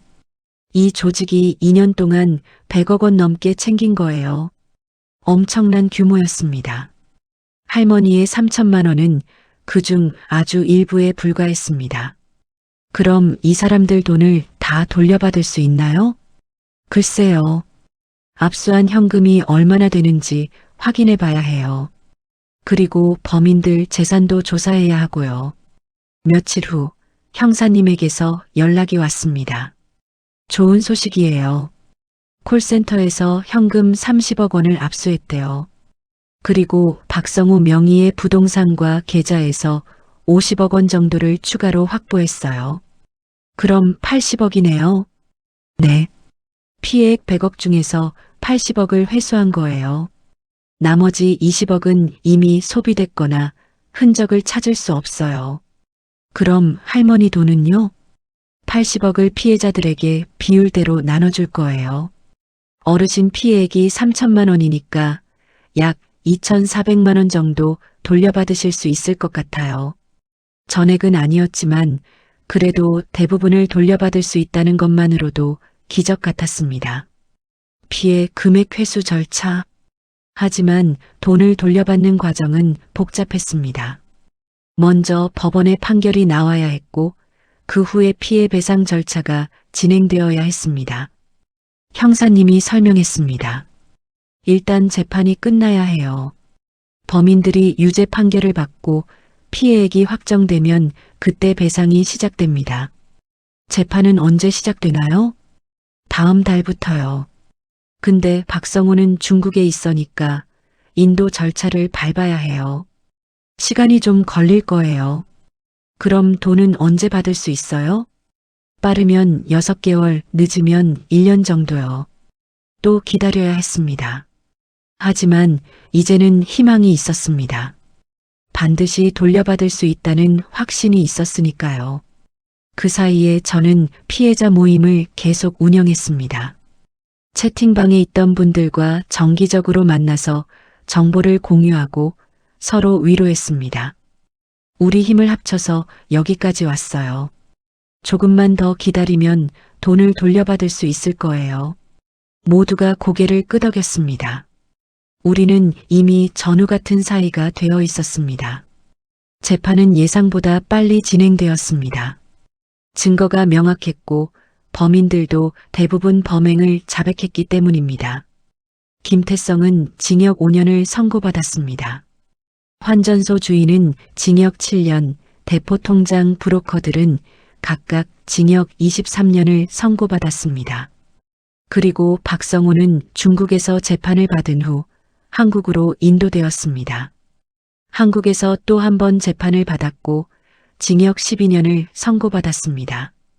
피고인 박성호는 보이스피싱 조직을 운영하여 수천 명의 피해자에게 100억 원이 넘는 피해를 입혔습니다. 이는 매우 악질적인 범죄로 엄중한 처벌이 필요합니다. 징역 12년을 선고합니다. 판사의 판결을 듣는 순간 법정에 있던 피해자 가족들이 박수를 쳤습니다. 저도 눈물을 흘렸습니다. 드디어 정의가 실현된 것입니다. 판결과 함께 피해 배상 명령도 내려졌습니다. 압수한 80억 원을 피해자들에게 배분하라는 명령이었습니다. 할머니, 돈 돌려받았어요. 판결이 확정된 지 3주 후 드디어 피해 배상이 시작되었습니다. 형사님에게서 연락이 왔습니다. 어르신 계좌로 돈 입금됐어요. 확인해 보세요. 저는 급히 할머니 통장을 확인했습니다. 그리고 그곳에서 2,400만 원이 입금된 걸 확인했습니다. 할머니, 돈 돌려받았어요. 정말이니? 네, 2,400만 원 들어왔어요. 할머니는 통장을 보시더니 그 자리에서 주저앉으셨습니다. 그리고 울기 시작하셨습니다. 고맙다. 정말 고맙다. 우리 손자 덕분이야. 할머니, 울지 마세요. 이제 다 끝났어요. 내가 아니었으면 이 돈 다시는 못 봤을 거야. 경찰도 포기했는데 내가 끝까지 포기하지 않고 찾아줬구나. 할머니는 제 손을 꽉 잡으셨습니다. 할머니가 너한테 줄 수 있는 게 이것밖에 없어서 미안했는데 이제 다시 생겼구나. 내가 결혼할 때 쓸 수 있겠구나. 할머니, 그런 걱정 마세요. 저는 할머니가 건강하신 게 제일 중요해요. 우리는 서로 껴안고 한참을 울었습니다. 600만 원은 돌려받지 못했지만 그래도 대부분을 되찾았습니다. 무엇보다 범인들을 잡았고 정의가 실현되었다는 것이 중요했습니다. 피해 배상이 진행되면서 저는 다른 피해자들의 이야기도 들을 수 있었습니다. 한 분은 72세 할아버지였습니다. 퇴직금 5천만 원을 몽땅 잃으셨던 분이었습니다. 나는 평생 성실하게 살았어요. 공무원으로 30년 일하고 퇴직금 받아서 노후 준비하려고 했죠. 그런데 전화 한 통에 다 날렸어요. 할아버지는 한숨을 쉬셨습니다. 처음에는 정말 죽고 싶었어요. 아내한테도 말 못하고 혼자 끙끙 앓았죠. 어떻게 말해요? 퇴직금을 사기당했다고? 지금은 어떠세요? 이제는 좀 나아졌어요. 돈을 4천만 원 돌려받았으니까요. 전액은 아니지만 그래도 대부분 찾았으니 다행이에요.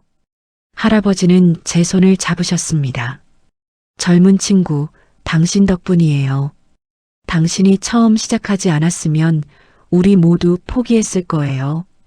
당신이 끈기 있게 추적해줘서 우리가 돈을 돌려받을 수 있었어요. 아니에요. 저도 제 할머니 때문에 시작한 거예요. 그래도 고마워요. 당신은 영웅이에요. 영웅이라는 말에 저는 부끄러웠습니다. 저는 그냥 할머니를 위해 당연한 일을 했을 뿐이었으니까요. 또 다른 분은 68세 퇴직 교사님이었습니다. 30년간 교직 생활을 하시다가 퇴직하신 분이었습니다. 저는 학생들 가르치면서 늘 정직하게 살라고 했어요. 거짓말하지 말고 남을 속이지 말라고요. 그런데 제가 속았어요. 정말 창피했어요. 선생님은 눈물을 닦으셨습니다. 제자들한테 얼굴 들 수가 없었어요. 선생님이 사기당했다는 걸 알면 뭐라고 하겠어요? 그것도 보이스피싱에. 선생님 잘못이 아니에요. 이건 누구나 당할 수 있는 일이에요. 머리로는 알아요. 하지만 마음이 힘들었어요. 평생 쌓아온 자존감이 무너지는 것 같았어요. 선생님은 한숨을 쉬셨습니다. 그런데 돈을 돌려받고 나니까 조금 나아졌어요. 물론 돈도 중요하지만 범인들이 잡혔다는 게 더 위안이 됐어요. 정의가 실현됐다는 게요. 앞으로는 어떻게 하실 거예요? 조심해야죠. 다시는 이런 일 당하지 않으려고요. 그리고 주변 어르신들한테도 알려줘야죠. 조심하라고요. 선생님은 이제 보이스피싱 예방 강사로 활동하신다고 했습니다. 경로당이나 복지관에서 어르신들에게 사기 예방법을 알려주신다고 합니다. 제 경험이 다른 분들한테 도움이 됐으면 좋겠어요. 저 같은 피해자가 더 이상 나오지 않도록요. 저도 같은 수법으로 당했습니다. 피해자 모임을 하면서 저는 정말 많은 분들의 이야기를 들었습니다.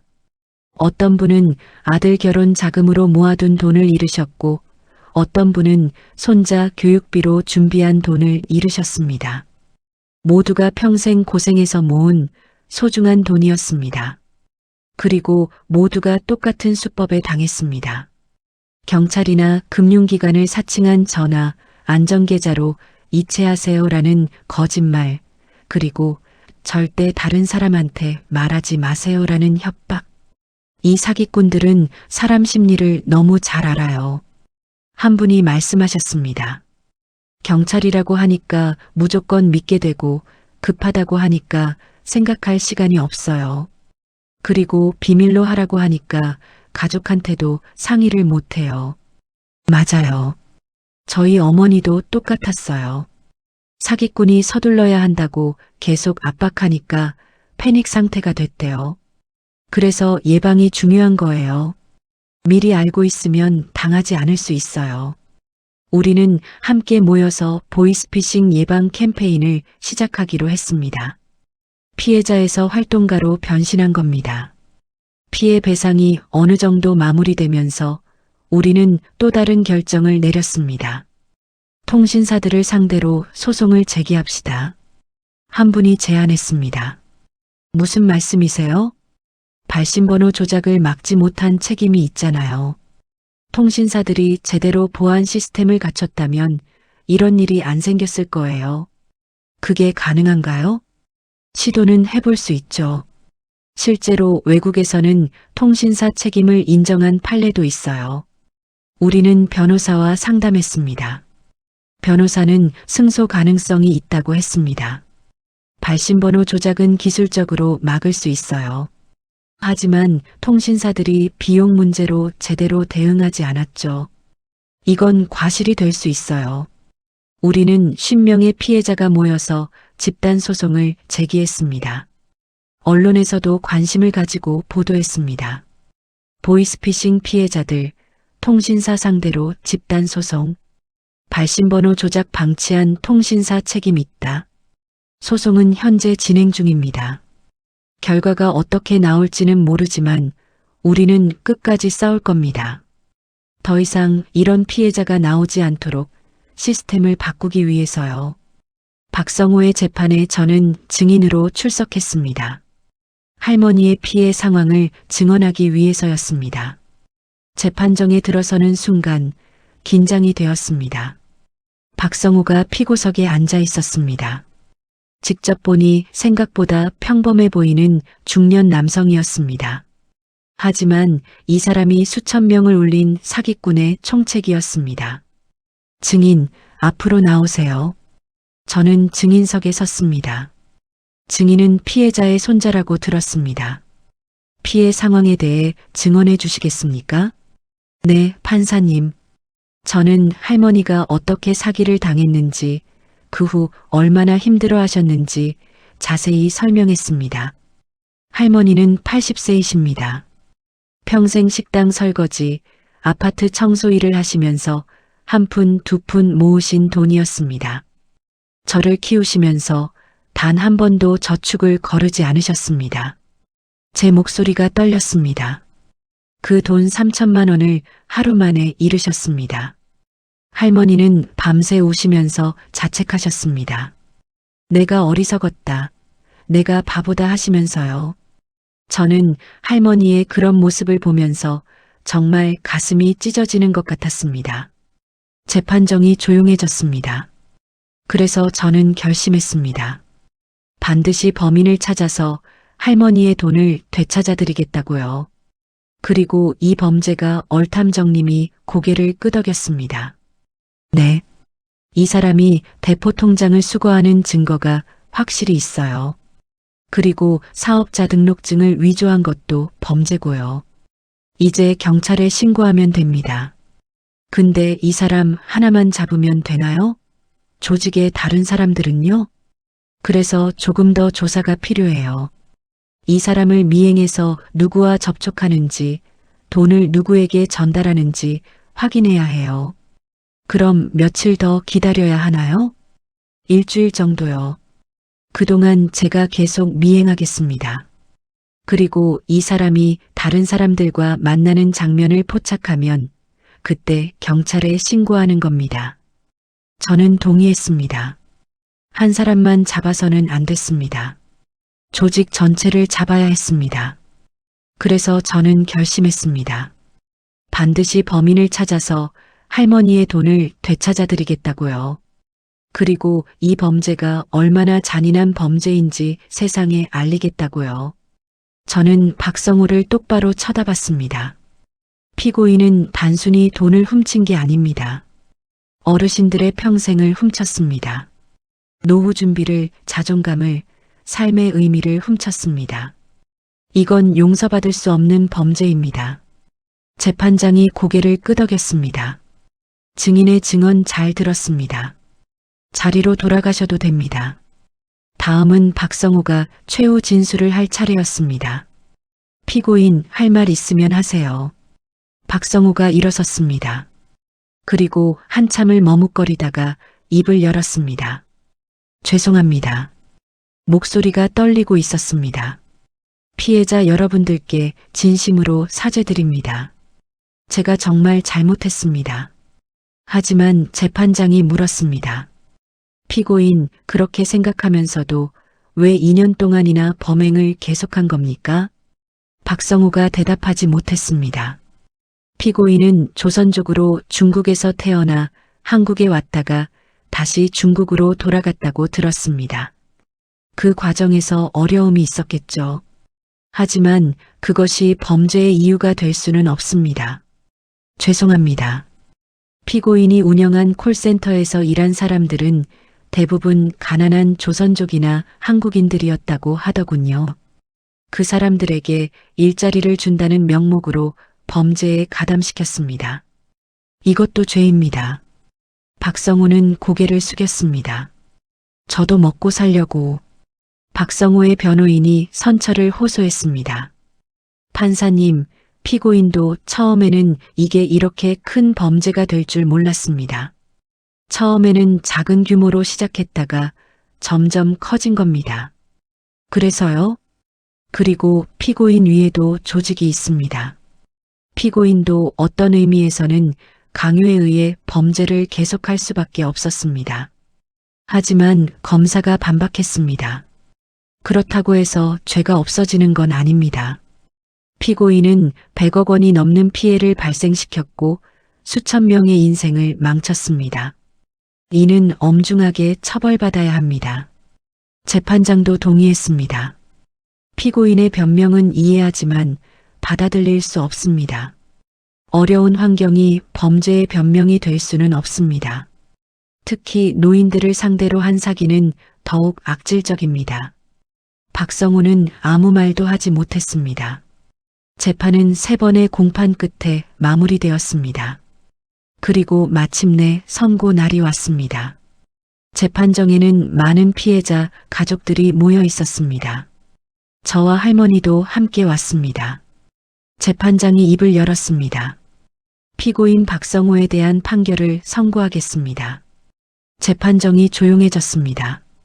피고인은 2년간 보이스피싱 조직을 운영하면서 수천 명에게 100억 원이 넘는 피해를 입혔습니다. 이는 계획적이고 조직적인 범죄로 사회에 큰 해악을 끼쳤습니다. 특히 피해자 대부분이 노인이라는 점에서 더욱 악질적입니다. 노인들의 노후 자금을 빼앗은 것은 단순한 재산 범죄를 넘어서는 심각한 범죄입니다. 따라서 본 재판부는 피고인에게 징역 12년과 벌금 10억 원을 선고합니다.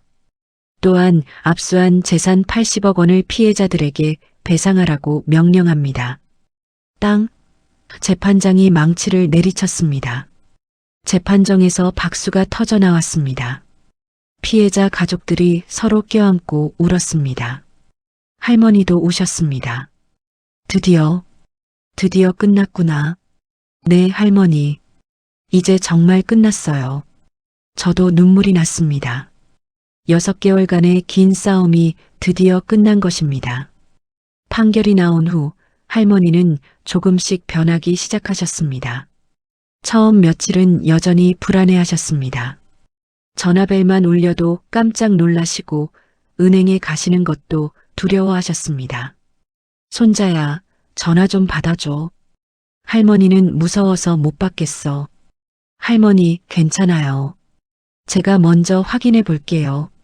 저는 할머니 대신 전화를 받았습니다. 대부분 친구분들이나 친척들의 전화였습니다. 하지만 할머니는 여전히 불안해하셨습니다. 정말 사기꾼 아니니? 아니에요, 할머니. 진짜 이모님이었어요. 하지만 시간이 지나면서 할머니는 조금씩 회복되셨습니다. 제가 사기꾼을 잡은 과정을 자세히 설명해 드리고 범인들이 모두 감옥에 갔다는 걸 확인시켜 드리면서 할머니는 안심하기 시작하셨습니다. 그래, 이제 그 나쁜 놈들은 감옥에 갔으니까 안전하겠지. 네, 할머니. 이제 걱정하지 마세요. 하지만 할머니는 여전히 자책하셨습니다. 내가 좀 더 똑똑했으면 이런 일이 없었을 텐데. 할머니, 그게 아니에요. 이건 누구나 당할 수 있는 일이에요.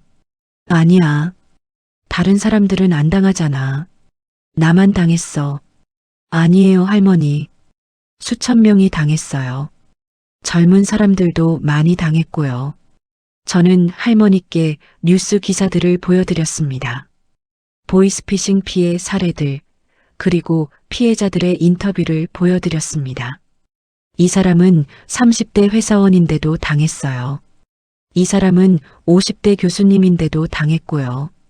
할머니만 당한 게 아니에요. 할머니는 기사를 읽으시더니 조금 표정이 나아지셨습니다.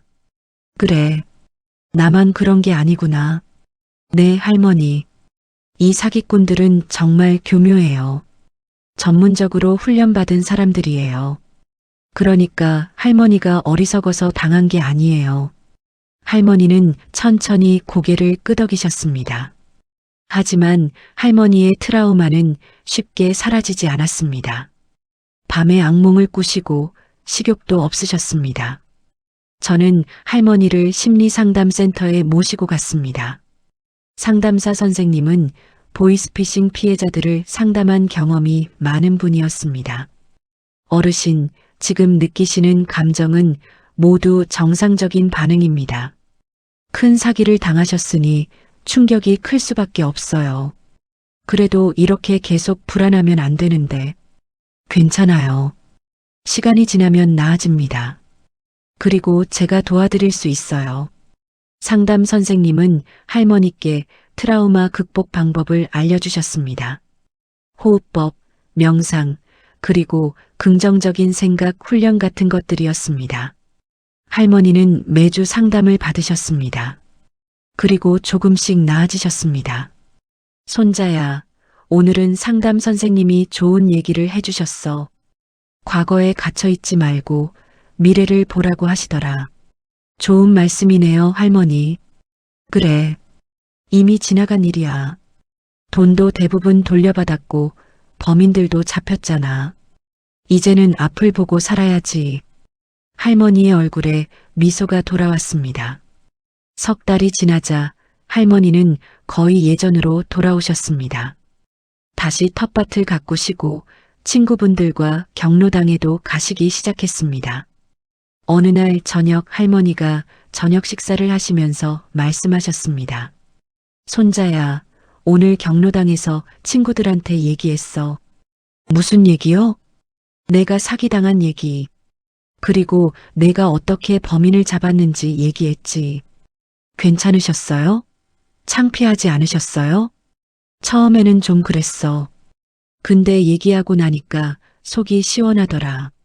그리고 친구들도 관심 있게 들어줬어. 자기들도 조심해야겠다고 하더라고. 할머니는 웃으셨습니다. 그리고 있잖아. 경로당 관장님이 나보고 강의 좀 해달래. 보이스피싱 예방 강의. 내가 직접 당해봤으니까 생생하게 얘기해 줄 수 있잖아. 와, 할머니 대단하세요. 하, 그렇지? 할머니가 이제 강사가 됐어. 할머니는 정말로 경로당에서 보이스피싱 예방 강의를 하기 시작하셨습니다. 당신의 경험을 다른 어르신들과 나누면서 피해를 예방하는 데 도움을 주신 겁니다. 그 모습을 보면서 저는 정말 자랑스러웠습니다. 할머니는 피해자로 남지 않고 활동가로 변신하신 것입니다. 지금까지 이야기를 들어주셔서 감사합니다. 이 가족에게 하고 싶은 이야기가 있거나 응원을 해주고 싶다면 댓글 달아주세요. 그럼 오늘도 건강한 하루 되시고 다음에도 좋은 이야기로 찾아오겠습니다. 감사합니다.